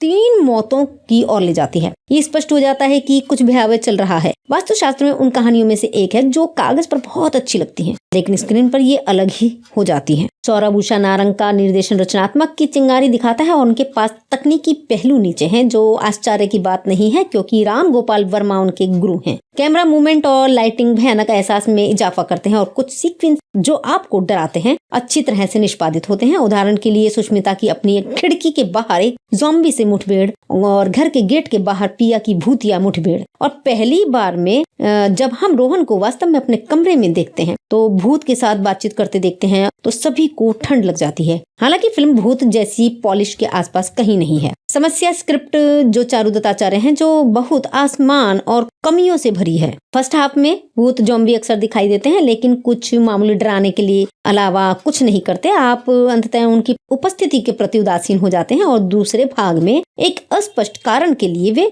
सभी को देखते ही मारना शुरू कर देते हैं। बहुत कम समय में बहुत कुछ हो रहा है। चरमोत्कर्षण न्यास ही मजाकिया होने की हद तक कमजोर है। दरअसल आखिरी की 15 से 20 मिनट पूरी फिल्म को बर्बाद कर देते हैं और आचार्य इस फिल्म में हॉलीवुड की प्रमुख हॉरर फिल्मों के दृश्य में भी लिखा है। ये किसी फिल्म की कॉपी नहीं है बल्कि हर सीन आपको एक अलग हॉरर फिल्म की याद दिलाएगा और वह अपने आप में खराब है। सिनेमेटोग्राफी कार्यात्मक है। हालांकि कभी कभी प्रकाश बहुत गहरा होता है और संपादन तेज होता है। शुक्र है कि फिल्म में कोई गाना नहीं है जो फिल्म को छोटा और ट्रैक पर रखता है। पृष्ठभूमि स्कोर एक मजबूत बिंदु है। ये भयानक और परेशान करने वाला है लेकिन ये ध्वनि प्रभावों से प्रभावित है जो तंत्रिकाओं को झकझोर देता है। और आमतौर पर हॉरर फिल्म की सबसे बड़ी ताकत खामोशी होती है लेकिन वास्तुशास्त्र अक्सर बिना किसी कारण के बहुत जोरदार होता है। ध्वनि प्रभाव शोर और कष्टप्रद है। बाघ की गुर्राहट और बच्चों जैसी हंसी पहले 5 मिनट में ही खत्म हो जाती है। ये फिल्म के खिलाफ काम करता है और वास्तव में इसे डरावना से ज्यादा अप्रिय बनाता है।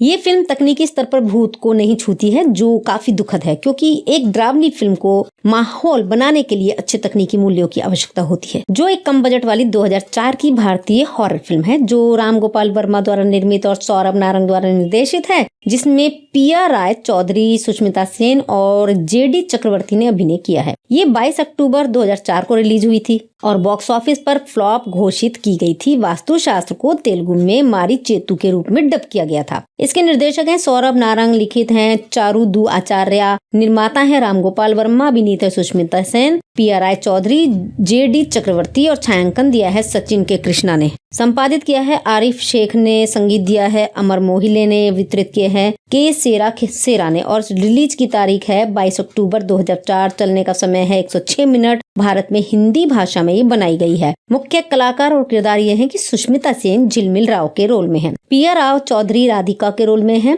जेडी चक्रवर्ती विराग राव के रोल में है, एहसास चन्ना रोहन के रोल में है, राजपाल यादव मेहड़ गायक के रोल में है, पूरब कोहली राधिका के बॉयफ्रेंड है और रसिका जोशी रुकमा है यानी कि उनकी नौकरानी। सहजी शिंदे इंस्पेक्टर भूपाल गौरपड़े हैं, जाकिर हुसैन दिनेश दुबे के रोल में है। अब इस फिल्म की कहानी में यह है कि दिनेश दुबे जो एक स्कूल में काम करता है, एक ऐसे घर में जाता है जहां एक प्रेत बाधित पेड़ स्थित है। वह अनदेखी ताकतों द्वारा मारा जाता है। कहानी फिर एक जोड़े विराग राव और झिलमिल राव के इर्द गिर्द घूमती है जो मुंबई के उपनगरीय इलाके में एक नया घर खरीदते हैं। स्त्री रोग विशेषज्ञ झिलमिल और उनके पति विराग 24 घंटों काम करते हैं और अपने छोटे बेटे रोहन के लिए मुश्किल से ही मौजूद रहते हैं। समस्या तब पैदा होती है जब झिलमिल और विराग को पता चलता है कि रोहन काल्पनिक दोस्त बनाने लगा है। रोहन अपने दोस्तों मनीष और ज्योति, 2 बच्चों साथ ही साथ दिनेश दुबे और उसकी चुड़ैल पत्नी जो वास्तव में भूत है के प्रति आसक्त होने लगता है। रुकमा झिलमिल के घर में नई नौकरानी के रूप में आती है और रुकमा को रोहन की देखभाल करते हैं। मनीष और ज्योति के बारे में पता चलता है कि रोहन उस पलंग के नीचे इशारा करता है जहां मनीष और ज्योति छिपे हुए हैं। जब रुकमा बिस्तर के नीचे झांकती है तो मनीष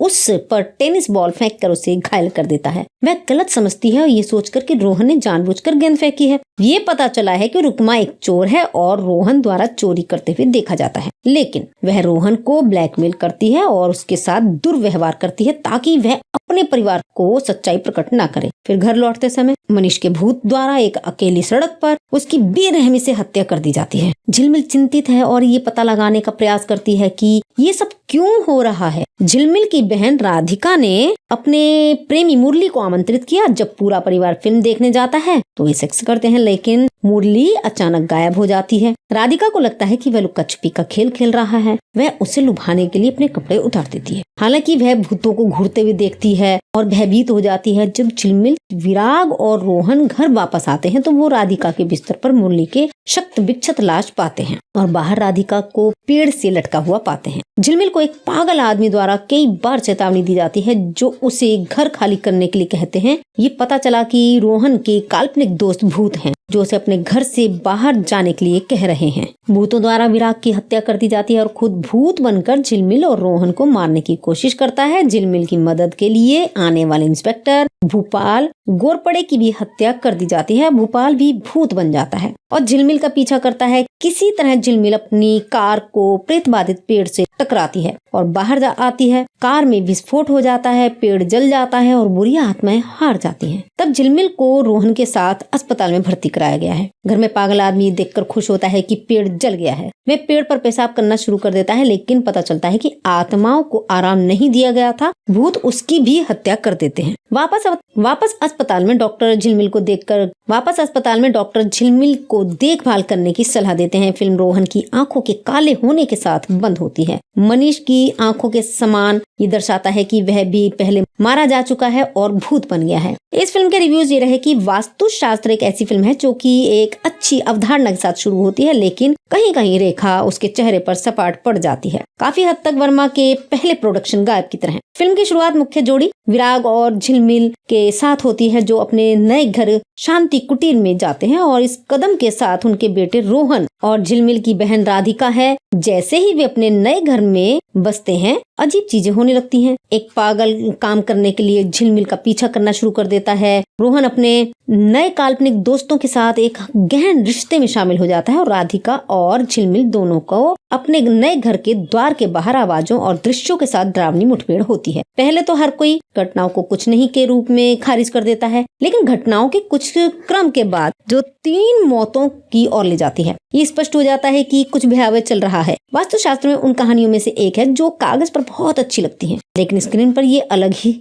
हो जाती है। सौरभ उषा नारंग का निर्देशन रचनात्मक की चिंगारी दिखाता है और उनके पास तकनीकी पहलू नीचे हैं, जो आश्चर्य की बात नहीं है क्योंकि राम गोपाल वर्मा उनके गुरु हैं। कैमरा मूवमेंट और लाइटिंग भयानक एहसास में इजाफा करते हैं और कुछ सीक्वेंस जो आपको डराते हैं अच्छी तरह से निष्पादित होते हैं। उदाहरण के लिए सुष्मिता की अपनी एक खिड़की के बाहर एक ज़ॉम्बी से मुठभेड़ और घर के गेट के बाहर पिया की भूतिया मुठभेड़। और पहली बार में जब हम रोहन को वास्तव में अपने कमरे में देखते हैं तो भूत के साथ बातचीत करते देखते हैं तो सभी को ठंड लग जाती है। हालांकि फिल्म भूत जैसी पॉलिश के आसपास कहीं नहीं है। समस्या स्क्रिप्ट जो चारू दत्ताचार्य हैं, जो बहुत आसमान और कमियों से भरी है। फर्स्ट हाफ में भूत ज़ॉम्बी अक्सर दिखाई देते हैं, लेकिन कुछ मामूली डराने के लिए अलावा कुछ नहीं करते। आप अंततः उनकी उपस्थिति के प्रति उदासीन हो जाते हैं और दूसरे भाग में एक अस्पष्ट कारण के लिए वे सभी को देखते ही मारना शुरू कर देते हैं। बहुत कम समय में बहुत कुछ हो रहा है। चरमोत्कर्षण न्यास ही मजाकिया होने की हद तक कमजोर है।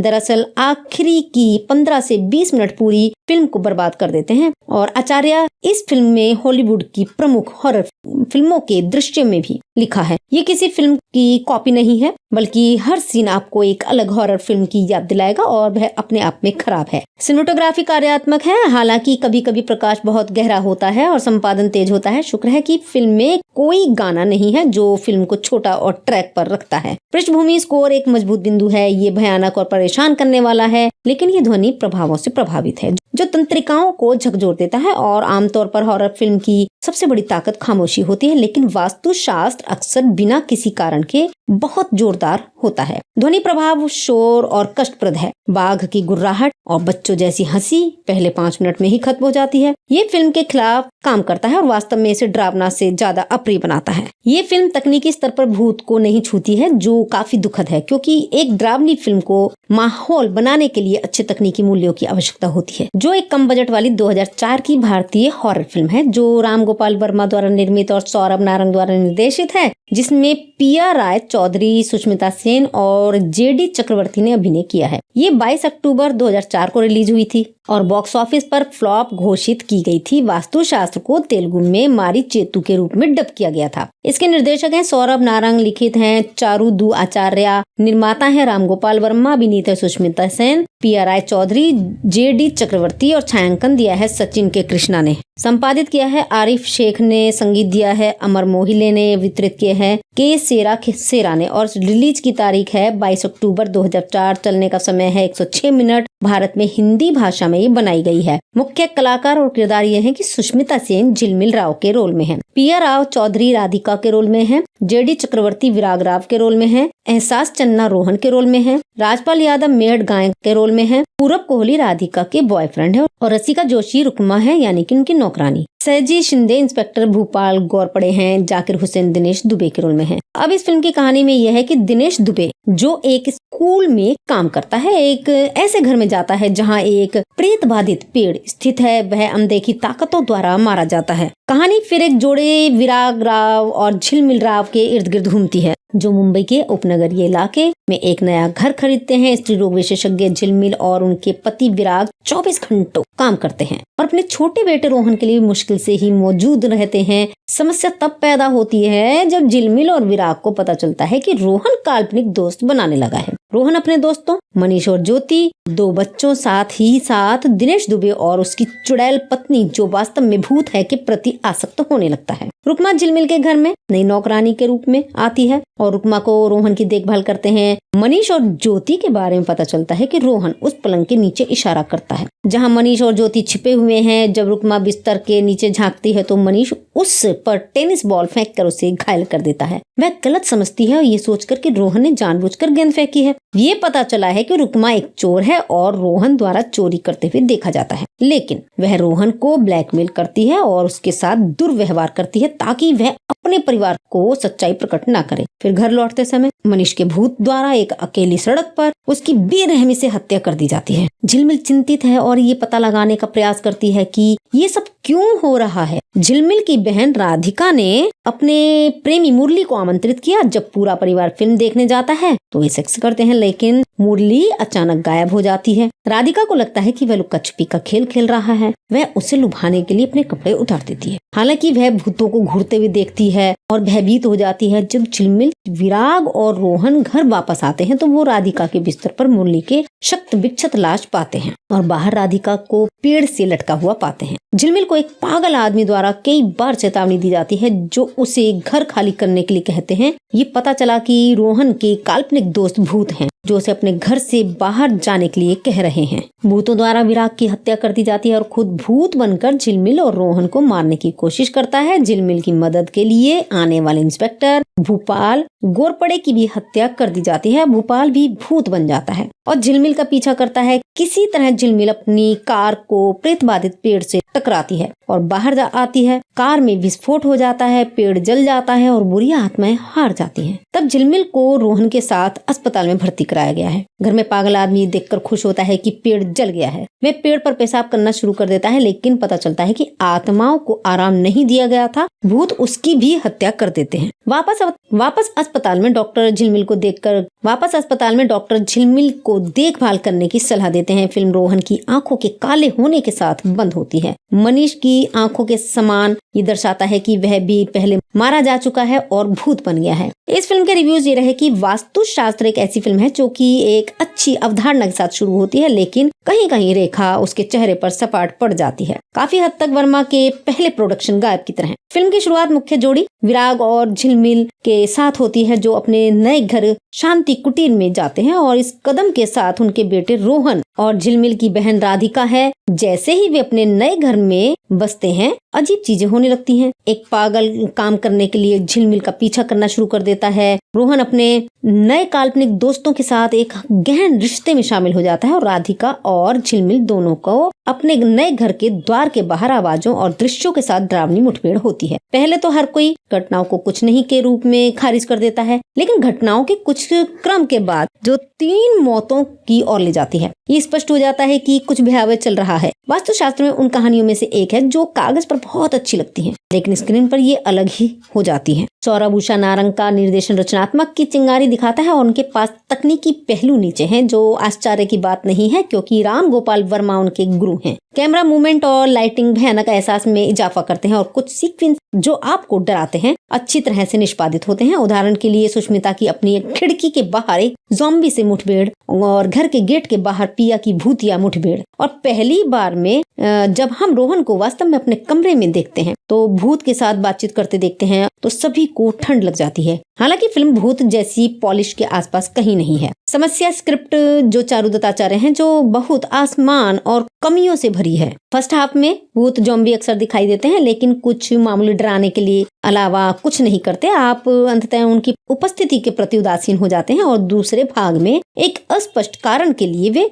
सभी को देखते ही मारना शुरू कर देते हैं। बहुत कम समय में बहुत कुछ हो रहा है। चरमोत्कर्षण न्यास ही मजाकिया होने की हद तक कमजोर है। दरअसल आखिरी की 15 से 20 मिनट पूरी फिल्म को बर्बाद कर देते हैं और आचार्य इस फिल्म में हॉलीवुड की प्रमुख हॉरर फिल्मों के दृश्य में भी लिखा है। ये किसी फिल्म की कॉपी नहीं है बल्कि हर सीन आपको एक अलग हॉरर फिल्म की याद दिलाएगा और वह अपने आप में खराब है। सिनेमेटोग्राफी कार्यात्मक है। हालांकि कभी कभी प्रकाश बहुत गहरा होता है और संपादन तेज होता है। शुक्र है कि फिल्म में कोई गाना नहीं है जो फिल्म को छोटा और ट्रैक पर रखता है। पृष्ठभूमि स्कोर एक मजबूत बिंदु है। ये भयानक और परेशान करने वाला है लेकिन ये ध्वनि प्रभावों से प्रभावित है जो तंत्रिकाओं को झकझोर देता है। और आमतौर पर हॉरर फिल्म की सबसे बड़ी ताकत खामोशी होती है लेकिन वास्तुशास्त्र अक्सर बिना किसी कारण के बहुत जोरदार होता है। ध्वनि प्रभाव शोर और कष्टप्रद है। बाघ की गुर्राहट और बच्चों जैसी हंसी पहले 5 मिनट में ही खत्म हो जाती है। ये फिल्म के खिलाफ काम करता है और वास्तव में इसे डरावना से ज्यादा अप्रिय बनाता है। ये फिल्म तकनीकी स्तर पर भूत को नहीं छूती है जो काफी दुखद है क्योंकि एक डरावनी फिल्म को माहौल बनाने के लिए अच्छे तकनीकी मूल्यों की आवश्यकता होती है। जो एक कम बजट वाली 2004 की भारतीय हॉरर फिल्म है जो राम गोपाल वर्मा द्वारा निर्मित और सौरभ नारंग द्वारा निर्देशित है,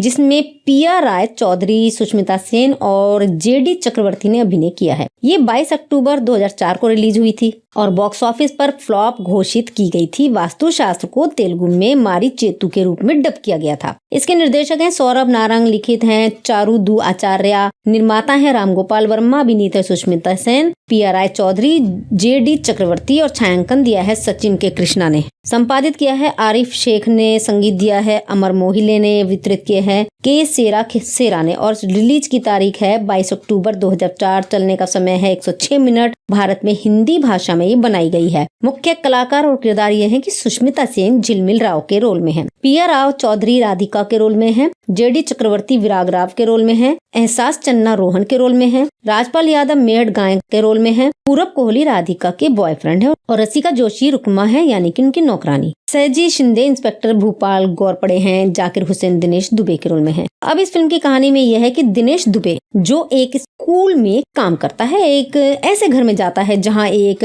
प्रेत बाधित पेड़ स्थित है। वह अनदेखी ताकतों द्वारा मारा जाता है। कहानी फिर एक जोड़े विराग राव और झिलमिल राव के इर्द गिर्द घूमती है जो मुंबई के उपनगरीय इलाके में एक नया घर खरीदते हैं। स्त्री रोग विशेषज्ञ झिलमिल और उनके पति विराग 24 घंटों काम करते हैं और अपने छोटे बेटे रोहन के लिए मुश्किल से ही मौजूद रहते हैं। समस्या तब पैदा होती है जब झिलमिल और विराग को पता चलता है कि रोहन काल्पनिक दोस्त बनाने लगा है। रोहन अपने दोस्तों मनीष और ज्योति, 2 बच्चों साथ ही साथ दिनेश दुबे और उसकी चुड़ैल पत्नी जो वास्तव में भूत है के प्रति आसक्त होने लगता है। रुकमा झिलमिल के घर में नई नौकरानी के रूप में आती है और रुकमा को रोहन की देखभाल करते हैं। मनीष और ज्योति के बारे में पता चलता है कि रोहन उस पलंग के नीचे इशारा करता है जहां मनीष और ज्योति छिपे हुए हैं। जब रुकमा बिस्तर के नीचे झांकती है तो मनीष उस पर टेनिस बॉल फेंककर उसे घायल कर देता है। वह गलत समझती है और ये सोचकर कि रोहन ने जानबूझकर गेंद फेंकी है। ये पता चला है कि रुकमा एक चोर है और रोहन द्वारा चोरी करते हुए देखा जाता है, लेकिन वह रोहन को ब्लैकमेल करती है और उसके साथ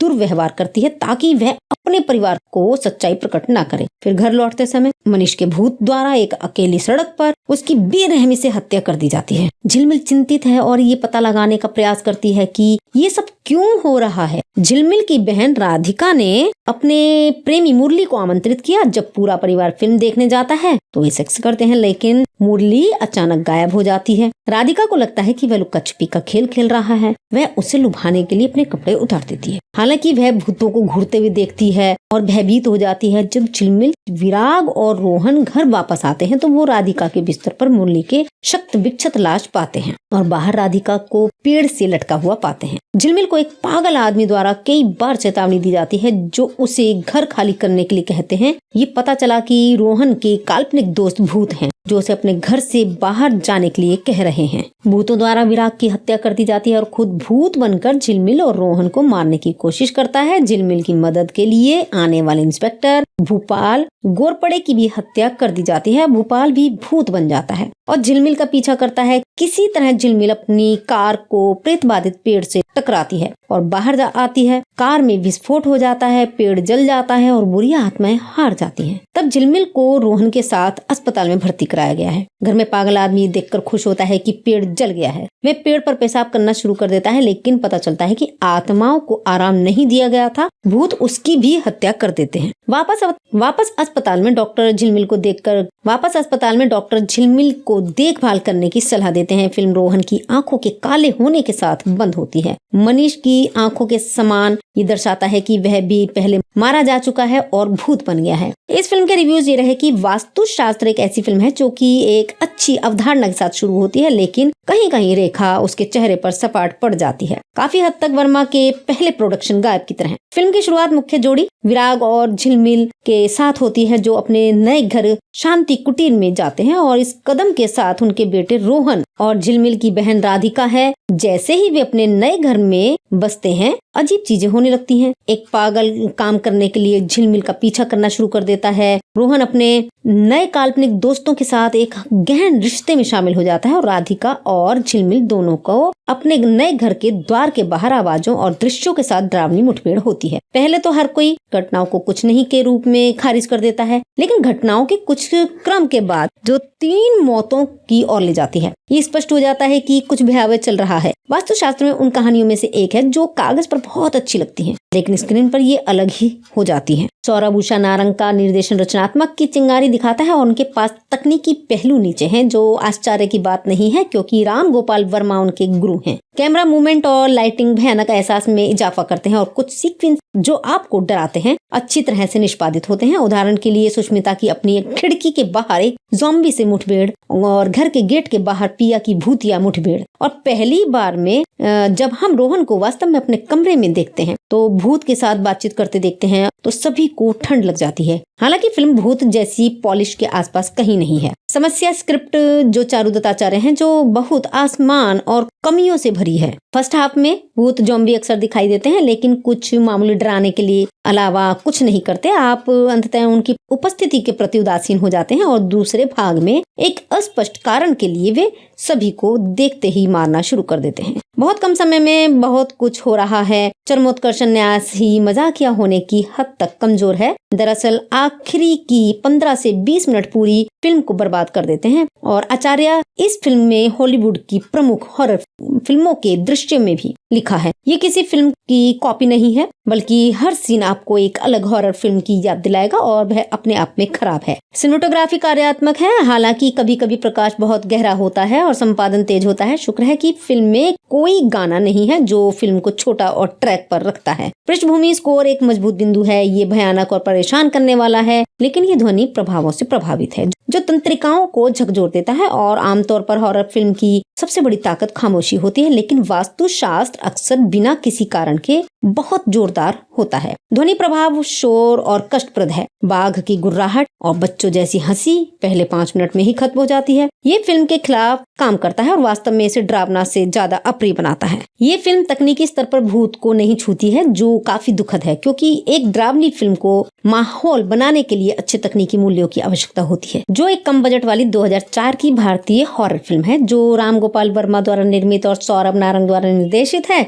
जिसमें पिया राय चौधरी, सुष्मिता सेन और जेडी चक्रवर्ती ने अभिनय किया है। ये 22 अक्टूबर 2004 को रिलीज हुई थी और बॉक्स ऑफिस पर फ्लॉप घोषित की गई थी। वास्तुशास्त्र को तेलुगु में मारी चेतु के रूप में डब किया गया था। इसके निर्देशक हैं सौरभ नारंग, लिखित हैं चारुदू आचार्य, निर्माता है राम गोपाल वर्मा, अभिनीत है सुष्मिता सेन, पिया राय चौधरी, जेडी चक्रवर्ती और छायांकन दिया है सचिन के कृष्णा ने। संपादित किया है आरिफ शेख ने, संगीत दिया है अमर मोहिले ने, वितरित किए हैं के सेरा ने और रिलीज की तारीख है 22 अक्टूबर 2004। चलने का समय है 106 मिनट। भारत में हिंदी भाषा में ये बनाई गई है। मुख्य कलाकार और किरदार ये हैं कि सुष्मिता सेन झिलमिल राव के रोल में है, पिया राव चौधरी राधिका के रोल में है, जेडी चक्रवर्ती विराग राव के रोल में है, एहसास चन्ना रोहन के रोल में है, राजपाल यादव मेहड़ गायक के रोल में है, पूरब कोहली राधिका के बॉयफ्रेंड है और रसिका जोशी रुकमा है यानी कि उनकी नौकरानी। सहजी शिंदे इंस्पेक्टर भूपाल गौरपड़े हैं, जाकिर हुसैन दिनेश दुबे के रोल में है। अब इस फिल्म की कहानी में यह है कि दिनेश दुबे जो एक स्कूल में काम करता है, एक ऐसे घर में जाता है जहां एक प्रेत बाधित पेड़ स्थित है, वह अनदेखी ताकतों द्वारा मारा जाता है। कहानी फिर एक जोड़े विराग राव और झिलमिल राव के इर्द गिर्द घूमती है,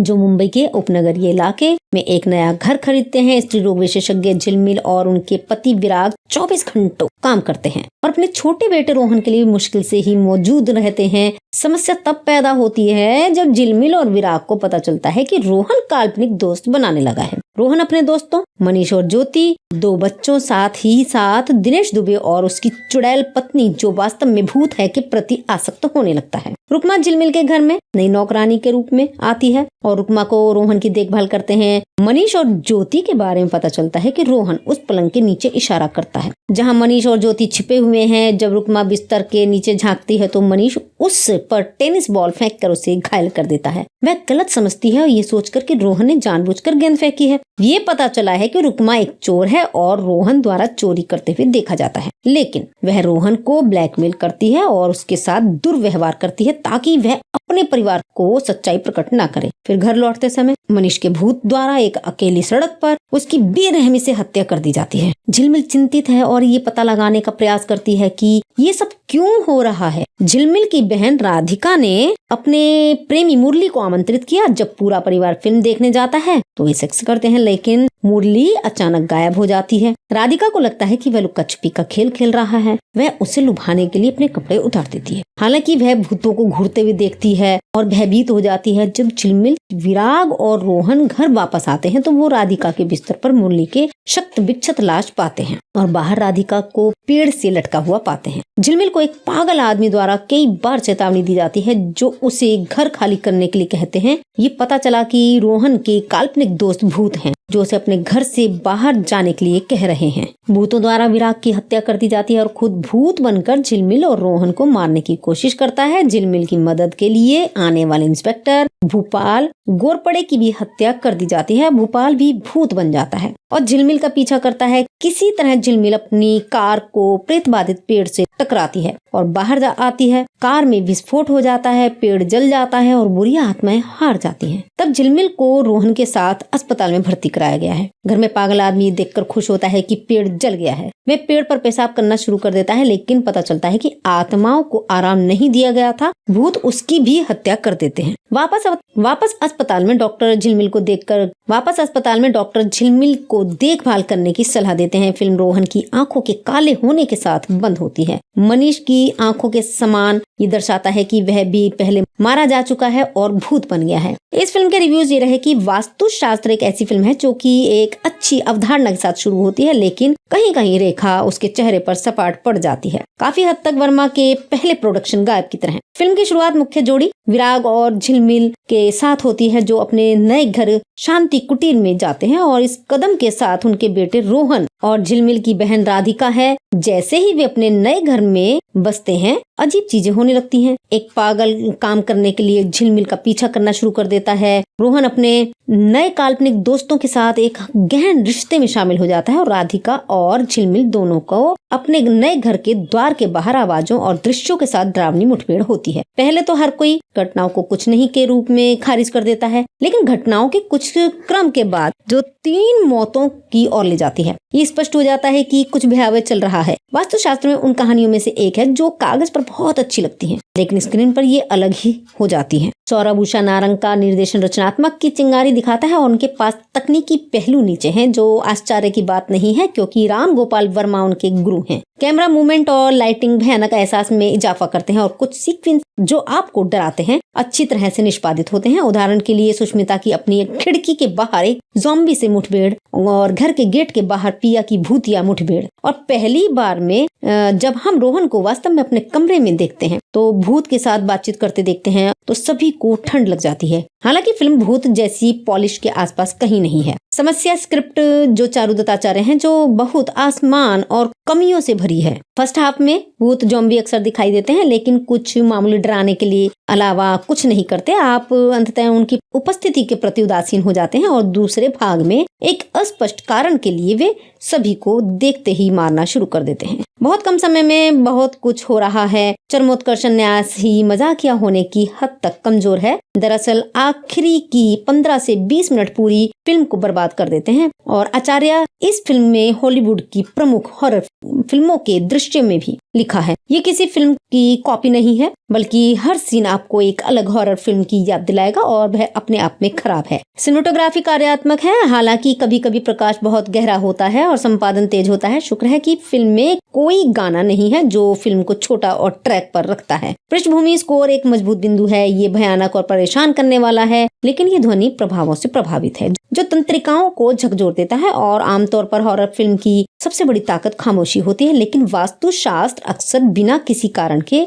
बहुत जोरदार होता है। ध्वनि प्रभाव शोर और कष्टप्रद है। बाघ की गुर्राहट और बच्चों जैसी हंसी पहले 5 मिनट में ही खत्म हो जाती है। ये फिल्म के खिलाफ काम करता है और वास्तव में इसे डरावना से ज्यादा अप्रिय बनाता है। ये फिल्म तकनीकी स्तर पर भूत को नहीं छूती है, जो काफी दुखद है, क्योंकि एक डरावनी फिल्म को माहौल बनाने के लिए अच्छे तकनीकी मूल्यों की आवश्यकता होती है। जो एक कम बजट वाली 2004 की भारतीय हॉरर फिल्म है, जो राम गोपाल वर्मा द्वारा निर्मित और सौरभ नारंग द्वारा निर्देशित है, जिसमें पिया राय चौधरी, सुष्मिता सेन और जेडी चक्रवर्ती ने अभिनय किया है। ये 22 अक्टूबर 2004 को रिलीज हुई थी और बॉक्स ऑफिस पर फ्लॉप घोषित की गई थी। वास्तुशास्त्र को तेलुगु में मारी चेतु के रूप में डब किया गया था। इसके निर्देशक हैं सौरभ नारंग, लिखित हैं चारू दू आचार्य, निर्माता हैं राम गोपाल वर्मा, अभिनेता सुष्मिता सेन, पिया राय चौधरी, जेडी चक्रवर्ती और छायांकन दिया है सचिन के कृष्णा ने। संपादित किया है आरिफ शेख ने, संगीत दिया है अमर मोहिले ने, वितरित किए हैं के सेरा ने और रिलीज की तारीख है 22 अक्टूबर 2004। चलने का समय है 106 मिनट। भारत में हिंदी भाषा में ये बनाई गई है। मुख्य कलाकार और किरदार ये हैं कि सुष्मिता सेन झिलमिल राव के रोल में हैं, पिया राव चौधरी राधिका के रोल में हैं, जेडी चक्रवर्ती विराग राव के रोल में हैं, एहसास चन्ना रोहन के रोल में हैं, राजपाल यादव मेहड़ गायक के रोल में हैं, पूरब कोहली राधिका के बॉयफ्रेंड है और रसिका जोशी रुकमा है, यानी कि उनकी नौकरानी। सहजी शिंदे इंस्पेक्टर भूपाल गौरपड़े हैं, जाकिर हुसैन दिनेश दुबे के रोल में हैं। अब इस फिल्म की कहानी में यह है कि दिनेश दुबे जो एक स्कूल में काम करता है, एक ऐसे घर में जाता है जहां एक प्रेत बाधित पेड़ स्थित है। वह अनदेखी ताकतों द्वारा मारा जाता है। कहानी फिर एक जोड़े विराग राव और झिलमिल राव के इर्द गिर्द घूमती है,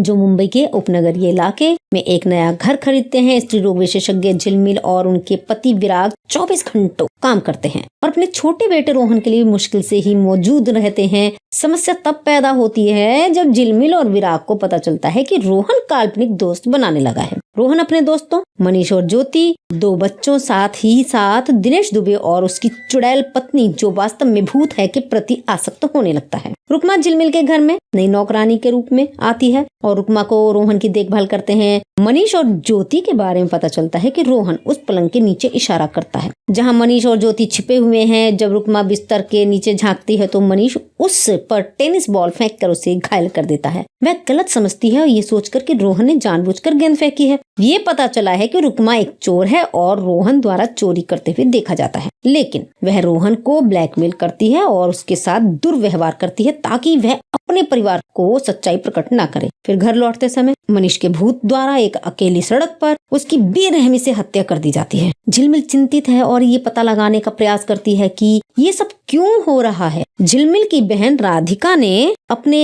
प्रेमी मुरली को आमंत्रित किया। जब पूरा परिवार फिल्म देखने जाता है तो वे सेक्स करते हैं, लेकिन मुरली अचानक गायब हो जाती है। राधिका को लगता है कि वह लुक्का छिपी का खेल खेल रहा है। वह उसे लुभाने के लिए अपने कपड़े उतार देती है। हालांकि वह भूतों को घूरते हुए देखती है और भयभीत हो जाती है। जब झिलमिल, विराग और रोहन घर वापस आते हैं तो वो राधिका के बिस्तर पर मुरली के शक्त विक्षत लाश पाते हैं और बाहर राधिका को पेड़ से लटका हुआ पाते हैं। झिलमिल को एक पागल आदमी द्वारा कई बार चेतावनी दी जाती है जो उसे घर खाली करने के लिए कहते हैं। ये पता चला कि रोहन के काल्पनिक दोस्त भूत हैं जो उसे अपने घर से बाहर जाने के लिए कह रहे हैं। भूतों द्वारा विराग की हत्या कर दी जाती है और खुद भूत बनकर झिलमिल और रोहन को मारने की कोशिश करता है। झिलमिल की मदद के लिए आने वाले इंस्पेक्टर भूपाल गोरपड़े की भी हत्या कर दी जाती है। भूपाल भी भूत बन जाता है और झिलमिल का पीछा करता है। किसी तरह झिलमिल अपनी कार को प्रेत बाधित पेड़ से टकराती है और बाहर आती है। कार में विस्फोट हो जाता है, पेड़ जल जाता है और बुरी आत्माएं हार जाती हैं। तब झिलमिल को रोहन के साथ अस्पताल में भर्ती कराया गया है। घर में पागल आदमी देखकर खुश होता है कि पेड़ जल गया है। वह पेड़ पर पेशाब करना शुरू कर देता है, लेकिन पता चलता है कि आत्माओं को आराम नहीं दिया गया था, भूत उसकी भी हत्या कर देते हैं। वापस अस्पताल में डॉक्टर झिलमिल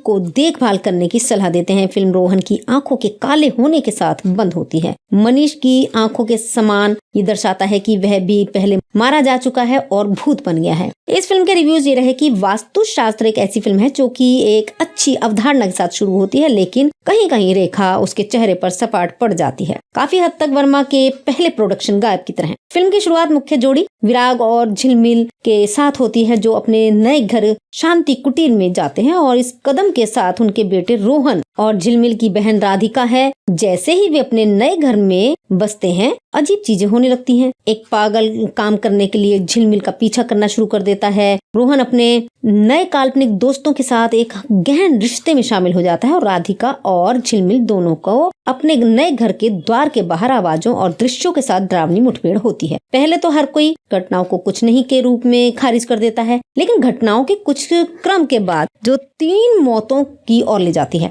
ये स्पष्ट हो जाता है कि कुछ भयावह चल रहा है। वास्तुशास्त्र में उन कहानियों में से एक है जो कागज पर बहुत अच्छी लगती है, लेकिन स्क्रीन पर ये अलग ही हो जाती है। सौरभ उषा नारंग का निर्देशन रचनात्मक की चिंगारी दिखाता है और उनके पास तकनीकी पहलू नीचे हैं, जो आश्चर्य की बात नहीं है क्योंकि राम गोपाल वर्मा उनके गुरु हैं। कैमरा मूवमेंट और लाइटिंग भयानक एहसास में इजाफा करते हैं और कुछ सीक्वेंस जो आपको डराते हैं अच्छी तरह से निष्पादित होते हैं। उदाहरण के लिए सुष्मिता की अपनी एक खिड़की के बाहर एक ज़ॉम्बी से मुठभेड़ और घर के गेट के बाहर पिया की भूतिया मुठभेड़। और पहली बार में जब हम रोहन को वास्तव में अपने कमरे में देखते हैं तो भूत के साथ बातचीत करते देखते हैं तो सभी को ठंड लग जाती है। हालांकि फिल्म भूत जैसी पॉलिश के आसपास कहीं नहीं है। समस्या स्क्रिप्ट जो चारू दत्ताचार्य हैं, जो बहुत आसमान और कमियों से भरी है। फर्स्ट हाफ में भूत ज़ॉम्बी अक्सर दिखाई देते हैं, लेकिन कुछ मामूली डराने के लिए अलावा कुछ नहीं करते। आप अंततः उनकी उपस्थिति के प्रति उदासीन हो जाते हैं और दूसरे भाग में एक अस्पष्ट कारण के लिए वे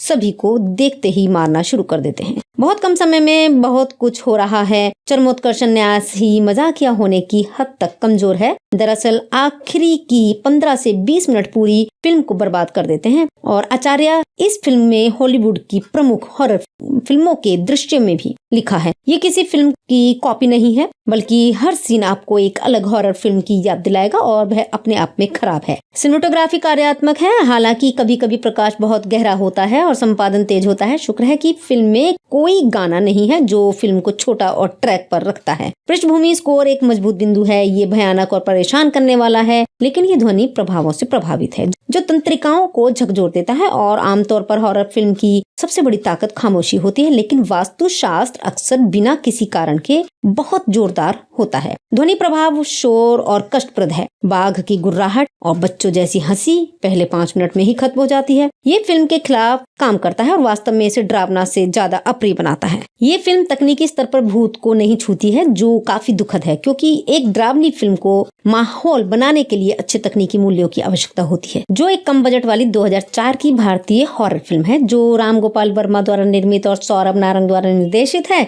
जिसमें पिया राय चौधरी, सुष्मिता सेन और जेडी चक्रवर्ती ने अभिनय किया है। ये 22 अक्टूबर 2004 को रिलीज हुई थी और बॉक्स ऑफिस पर फ्लॉप घोषित की गई थी। वास्तुशास्त्र को तेलुगु में मारी चेतु के रूप में डब किया गया था। इसके निर्देशक हैं सौरभ नारंग, लिखित हैं चारू दू आचार्य, निर्माता हैं राम गोपाल वर्मा, अभिनीत है सुष्मिता सेन, पिया राय चौधरी, जेडी चक्रवर्ती और छायांकन दिया है सचिन के कृष्णा ने। संपादित किया है आरिफ शेख ने, संगीत दिया है अमर मोहिले ने, वितरित किए हैं के सेरा ने और रिलीज की तारीख है 22 अक्टूबर 2004। चलने का समय है 106 मिनट। भारत में हिंदी भाषा में ये बनाई गई है। मुख्य कलाकार और किरदार ये हैं कि सुष्मिता सेन झिलमिल राव के रोल में है, पिया राव चौधरी राधिका के रोल में है, जेडी चक्रवर्ती विराग राव के रोल में है, एहसास चन्ना रोहन के रोल में है, राजपाल यादव मेहड़ गाय के रोल में है, पूरब कोहली राधिका के बॉयफ्रेंड है और रसिका जोशी रुकमा है, यानी कि उनकी नौकरानी। सहजी शिंदे इंस्पेक्टर भूपाल गौरपड़े हैं, जाकिर हुसैन दिनेश दुबे के रोल में है। अब इस फिल्म की कहानी में यह है कि दिनेश दुबे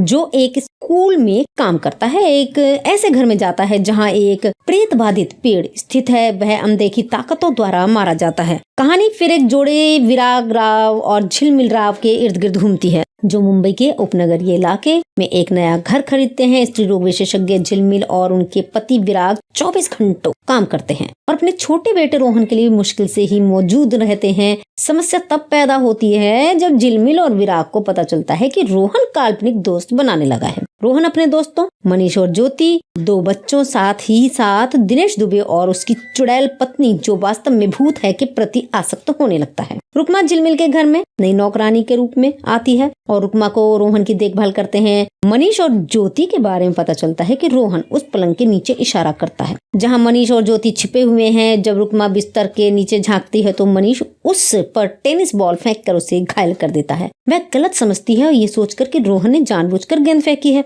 ये पता चला है कि रुकमा एक चोर है और रोहन द्वारा चोरी करते हुए देखा जाता है, लेकिन वह रोहन को ब्लैकमेल करती है और उसके साथ दुर्व्यवहार करती है ताकि वह अपने परिवार को सच्चाई प्रकट न करे। फिर घर लौटते समय मनीष के भूत द्वारा एक अकेली सड़क पर उसकी बेरहमी से हत्या कर दी जाती है। झिलमिल चिंतित है और ये पता लगाने का प्रयास करती है कि ये सब क्यों हो रहा है। झिलमिल की बहन राधिका ने अपने प्रेमी मुरली को आमंत्रित किया। जब पूरा परिवार फिल्म देखने जाता है तो वे सेक्स करते हैं, लेकिन मुरली अचानक गायब हो जाती है। राधिका को लगता है कि वह लुक्का छुपी का खेल खेल रहा है। वह उसे लुभाने के लिए अपने कपड़े उतार देती है। हालांकि वह भूतों को घूरते हुए देखती है और भयभीत हो जाती है। जब झिलमिल, विराग और रोहन घर वापस आते हैं तो वो राधिका के बिस्तर पर मुरली के शक्त विक्षत लाश पाते हैं और बाहर राधिका को पेड़ से लटका हुआ पाते हैं। झिलमिल को एक पागल आदमी द्वारा कई बार चेतावनी दी जाती है जो उसे घर खाली करने के लिए कहते हैं। ये पता चला कि रोहन के काल्पनिक दोस्त भूत हैं जो उसे अपने घर से बाहर जाने के लिए कह रहे हैं।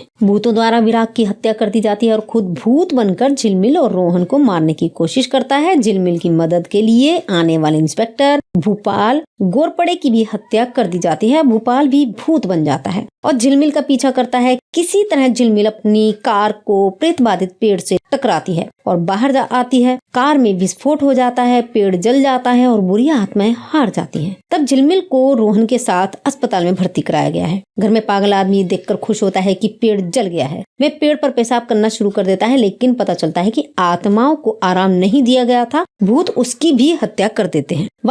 वापस अस्पताल में डॉक्टर झिलमिल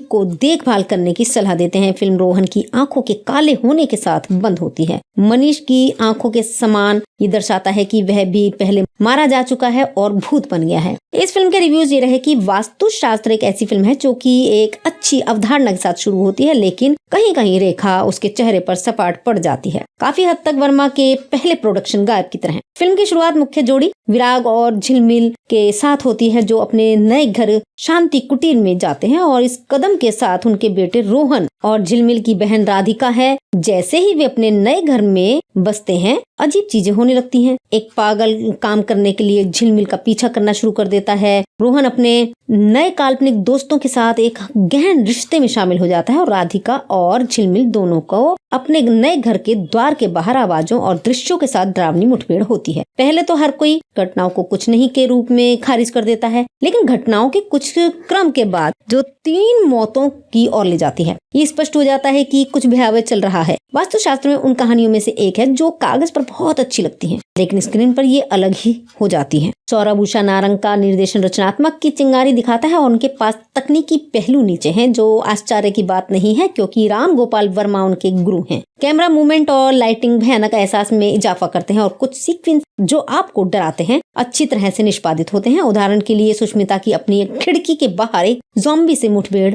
और घर के गेट के बाहर पिया की भूतिया मुठभेड़। और पहली बार में जब हम रोहन को वास्तव में अपने कमरे में देखते हैं तो भूत के साथ बातचीत करते देखते हैं तो सभी को ठंड लग जाती है। हालांकि फिल्म भूत जैसी पॉलिश के आसपास कहीं नहीं है। समस्या स्क्रिप्ट जो चारू दत्ताचार्य हैं जो बहुत आसमान और कमियों से भरी है। फर्स्ट हाफ में भूत ज़ॉम्बी अक्सर दिखाई देते हैं, लेकिन कुछ मामूली डराने के लिए अलावा कुछ नहीं करते। आप अंततः उनकी उपस्थिति के प्रति उदासीन हो जाते हैं और दूसरे भाग में एक अस्पष्ट कारण के लिए वे सभी को देखते ही मारना शुरू कर देते हैं। बहुत कम समय में बहुत कुछ हो रहा है। चरमोत्कर्षण न्यास ही मजाकिया होने की हद तक कमजोर है। दरअसल आखिरी की 15 से 20 मिनट पूरी फिल्म को बर्बाद कर देते हैं। और आचार्य इस फिल्म में हॉलीवुड की प्रमुख हॉरर फिल्मों के दृश्य में भी लिखा है। ये किसी फिल्म की कॉपी नहीं है, बल्कि हर सीन आपको एक अलग हॉरर फिल्म की याद दिलाएगा और वह अपने आप में खराब है। सिनेमेटोग्राफी कार्यात्मक है, हालांकि कभी कभी प्रकाश बहुत गहरा होता है और संपादन तेज होता है। शुक्र है कि फिल्म में कोई गाना नहीं है जो फिल्म को छोटा और ट्रैक पर रखता है। पृष्ठभूमि स्कोर एक मजबूत बिंदु है। ये भयानक और परेशान करने वाला है, लेकिन ये ध्वनि प्रभावों से प्रभावित है जो तंत्रिकाओं को झकझोर देता है। और आमतौर पर हॉरर फिल्म की सबसे बड़ी ताकत खामोशी होती है, लेकिन वास्तुशास्त्र अक्सर बिना किसी कारण के बहुत जोरदार होता है। ध्वनि प्रभाव शोर और कष्टप्रद है। बाघ की गुर्राहट और बच्चों जैसी हंसी पहले 5 मिनट में ही खत्म हो जाती है। ये फिल्म के खिलाफ काम करता है और वास्तव में इसे डरावना से ज्यादा अप्रिय बनाता है। ये फिल्म तकनीकी स्तर पर भूत को नहीं छूती है, जो काफी दुखद है, क्योंकि एक डरावनी फिल्म को माहौल बनाने के लिए अच्छे तकनीकी मूल्यों की आवश्यकता होती है। जो एक कम बजट वाली 2004 की भारतीय हॉरर फिल्म है, जो राम गोपाल वर्मा द्वारा निर्मित और सौरभ नारंग द्वारा निर्देशित है, जिसमें पिया राय चौधरी, सुष्मिता सेन और जेडी चक्रवर्ती ने अभिनय किया है। ये 22 अक्टूबर 2004 को रिलीज हुई थी और बॉक्स ऑफिस पर फ्लॉप घोषित की गई थी। वास्तुशास्त्र को तेलुगु में मारी चेतु के रूप में डब किया गया था। इसके निर्देशक हैं सौरभ नारंग, लिखित हैं चारुदू आचार्य, निर्माता हैं राम गोपाल वर्मा, अभिनीत है सुष्मिता सेन, पिया राय चौधरी, जेडी चक्रवर्ती और छायांकन दिया है सचिन के कृष्णा ने।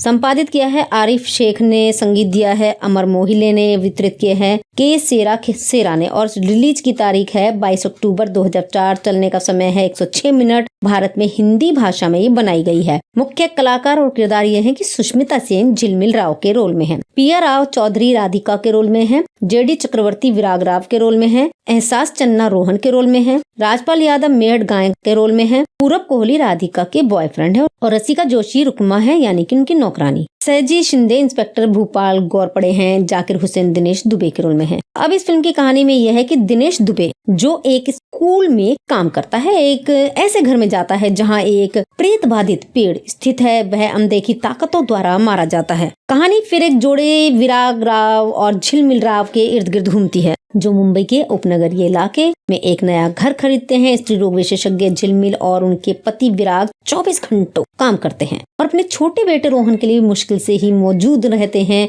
समस्या तब पैदा होती है जब झिलमिल और विराग को पता चलता है कि रोहन काल्पनिक दोस्त बनाने लगा है। रोहन अपने दोस्तों मनीष और ज्योति, 2 बच्चों, साथ ही साथ दिनेश दुबे और उसकी चुड़ैल पत्नी जो वास्तव में भूत है के प्रति आसक्त होने लगता है। रुकमा झिलमिल के घर में नई नौकरानी के रूप में आती है और रुकमा को रोहन की देखभाल करते हैं। मनीष और ज्योति के बारे में पता चलता है कि रोहन उस पलंग के नीचे इशारा करता है जहां मनीष और ज्योति छिपे हुए हैं। जब रुकमा बिस्तर के नीचे झांकती है तो मनीष उस पर टेनिस बॉल फेंक कर उसे घायल कर देता है। वह गलत समझती है और ये सोचकर कि रोहन ने जानबूझकर गेंद फेंकी है। ये पता चला है कि रुकमा एक चोर है और रोहन द्वारा चोरी करते हुए देखा जाता है, लेकिन वह रोहन को ब्लैकमेल करती है और उसके साथ दुर्व्यवहार करती है ताकि वह अपने परिवार को सच्चाई प्रकट न करे। फिर घर लौटते समय मनीष के भूत द्वारा एक अकेली सड़क पर उसकी बेरहमी से हत्या कर दी जाती है। झिलमिल चिंतित है और ये पता लगाने का प्रयास करती है कि ये सब क्यों हो रहा है। झिलमिल की बहन राधिका ने अपने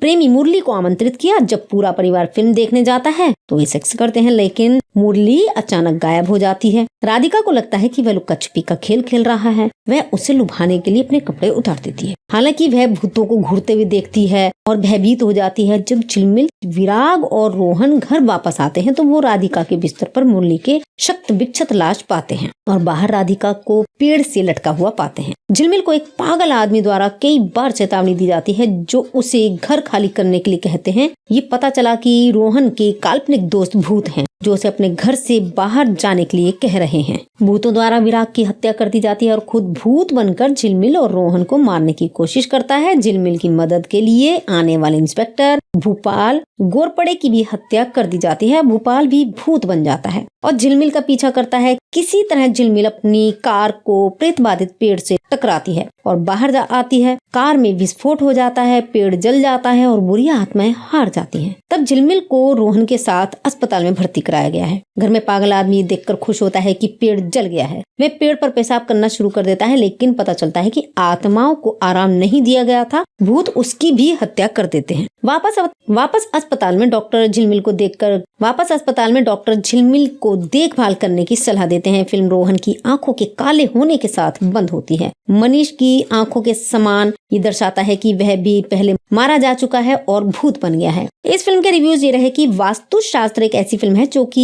एक अच्छी अवधारणा के साथ शुरू होती है, लेकिन कहीं कहीं रेखा उसके चेहरे पर सपाट पड़ जाती है। काफी हद तक वर्मा के पहले प्रोडक्शन गायब की तरह है। फिल्म की शुरुआत मुख्य जोड़ी विराग और झिलमिल के साथ होती है, जो अपने नए घर शांति कुटीर में जाते हैं और इस कदम के साथ उनके बेटे रोहन और झिलमिल की बहन राधिका है। जैसे ही वे अपने नए घर में बसते हैं, अजीब चीजें होने लगती हैं। एक पागल काम करने के लिए झिलमिल का पीछा करना शुरू कर देता है। रोहन अपने नए काल्पनिक दोस्तों के साथ एक गहन रिश्ते में शामिल हो जाता है और राधिका और झिलमिल दोनों को अपने नए घर के द्वार के बाहर आवाजों और दृश्यों के साथ डरावनी मुठभेड़ होती है। पहले तो हर कोई घटनाओं को कुछ नहीं के रूप में खारिज कर देता है, लेकिन घटनाओं के कुछ क्रम के बाद जो 3 मौतों की ओर ले जाती है, ये स्पष्ट हो जाता है कि कुछ भयावह चल रहा है। वास्तुशास्त्र में उन कहानियों में से एक है जो कागज पर बहुत अच्छी लगती है, लेकिन स्क्रीन पर ये अलग ही हो जाती है। सौरभ उषा नारंग का निर्देशन रचनात्मक की चिंगारी दिखाता है और उनके पास तकनीकी पहलू नीचे हैं, जो आश्चर्य की बात नहीं है क्योंकि राम गोपाल वर्मा उनके गुरु हैं। कैमरा मूवमेंट और लाइटिंग भयानक एहसास में इजाफा करते हैं और कुछ सीक्वेंस जो आपको डराते हैं अच्छी तरह से निष्पादित होते हैं। उदाहरण के लिए सुष्मिता की अपनी एक खिड़की के बाहर एक ज़ॉम्बी से मुठभेड़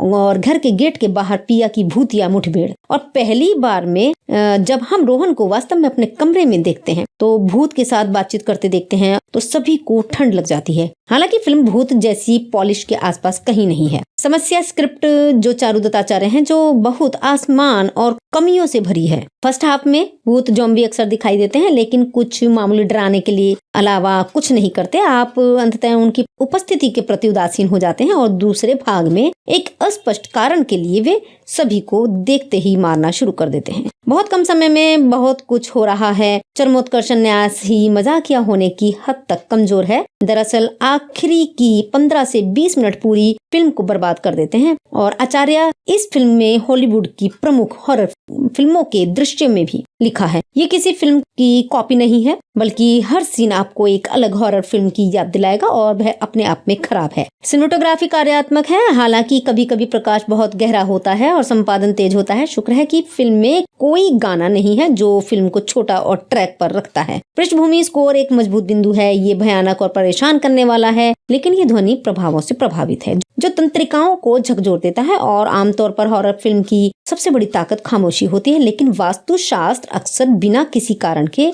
बहुत जोरदार होता है। ध्वनि प्रभाव शोर और कष्टप्रद है। बाघ की गुर्राहट और बच्चों जैसी हंसी पहले 5 मिनट में ही खत्म हो जाती है। ये फिल्म के खिलाफ काम करता है और वास्तव में इसे डरावना से ज्यादा अप्रिय बनाता है। ये फिल्म तकनीकी स्तर पर भूत को नहीं छूती है, जो काफी दुखद है, क्योंकि एक डरावनी फिल्म को माहौल बनाने के लिए अच्छे तकनीकी मूल्यों की आवश्यकता होती है। जो एक कम बजट वाली 2004 की भारतीय हॉरर फिल्म है, जो राम गोपाल वर्मा द्वारा निर्मित और सौरभ नारंग द्वारा निर्देशित है, जिसमें पिया राय चौधरी, सुष्मिता सेन और जेडी चक्रवर्ती ने अभिनय किया है। ये 22 अक्टूबर 2004 को रिलीज हुई थी और बॉक्स ऑफिस पर फ्लॉप घोषित की गई थी। वास्तुशास्त्र को तेलुगु में मारी चेतु के रूप में डब किया गया था। इसके निर्देशक हैं सौरभ नारंग, लिखित हैं चारू दू आचार्य, निर्माता हैं राम गोपाल वर्मा, अभिनेता सुष्मिता सेन, पिया राय चौधरी, जेडी चक्रवर्ती और छायांकन दिया है सचिन के कृष्णा ने। संपादित किया है आरिफ शेख ने, संगीत दिया है अमर मोहिले ने, वितरित किए हैं के सेरा ने और रिलीज की तारीख है 22 अक्टूबर 2004। चलने का समय है 106 मिनट। भारत में हिंदी भाषा में ये बनाई गई है। मुख्य कलाकार और किरदार ये हैं कि सुष्मिता सेन झिलमिल राव के रोल में हैं, पिया राव चौधरी राधिका के रोल में हैं, जेडी चक्रवर्ती विराग राव के रोल में हैं, एहसास चन्ना रोहन के रोल में हैं,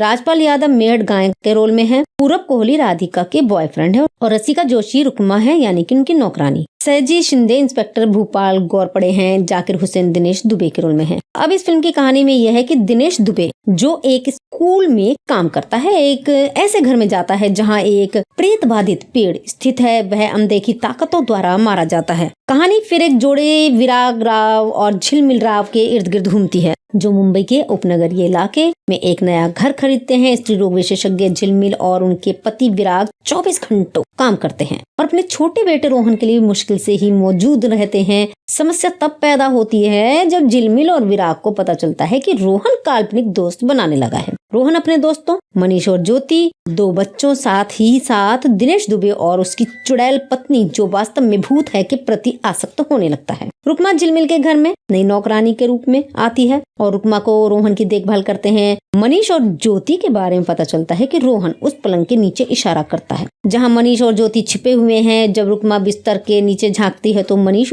उस पर टेनिस बॉल फेंक कर उसे घायल कर देता है। वह गलत समझती है और ये सोचकर कि रोहन ने जानबूझकर गेंद फेंकी है। ये पता चला है कि रुकमा एक चोर है और रोहन द्वारा चोरी करते हुए देखा जाता है, लेकिन वह रोहन को ब्लैकमेल करती है और उसके साथ दुर्व्यवहार करती है ताकि वह अपने परिवार को सच्चाई प्रकट ना करे। फिर घर लौटते समय मनीष के भूत द्वारा एक अकेली सड़क पर उसकी बेरहमी से हत्या कर दी जाती है। झिलमिल चिंतित है और ये पता लगाने का प्रयास करती है कि ये सब क्यों हो रहा है। झिलमिल की बहन राधिका ने अपने प्रेमी मुरली को आमंत्रित किया। इसी के साथ दोस्तों फिल्म की जानकारी पूरी हुई। हमें उम्मीद है कि आपको जरूर पसंद आई होगी, तो हमारे इस चैनल को लाइक, सब्सक्राइब, शेयर जरूर करें। यदि आप हमारे चैनल पर नए हैं तो बेल आइकन जरूर दबाएं, जिससे कि आपको अगली फिल्म की जानकारी प्राप्त हो सके। हम फिर उपस्थित होंगे नई जानकारी के साथ। तब तक के लिए नमस्कार, धन्यवाद।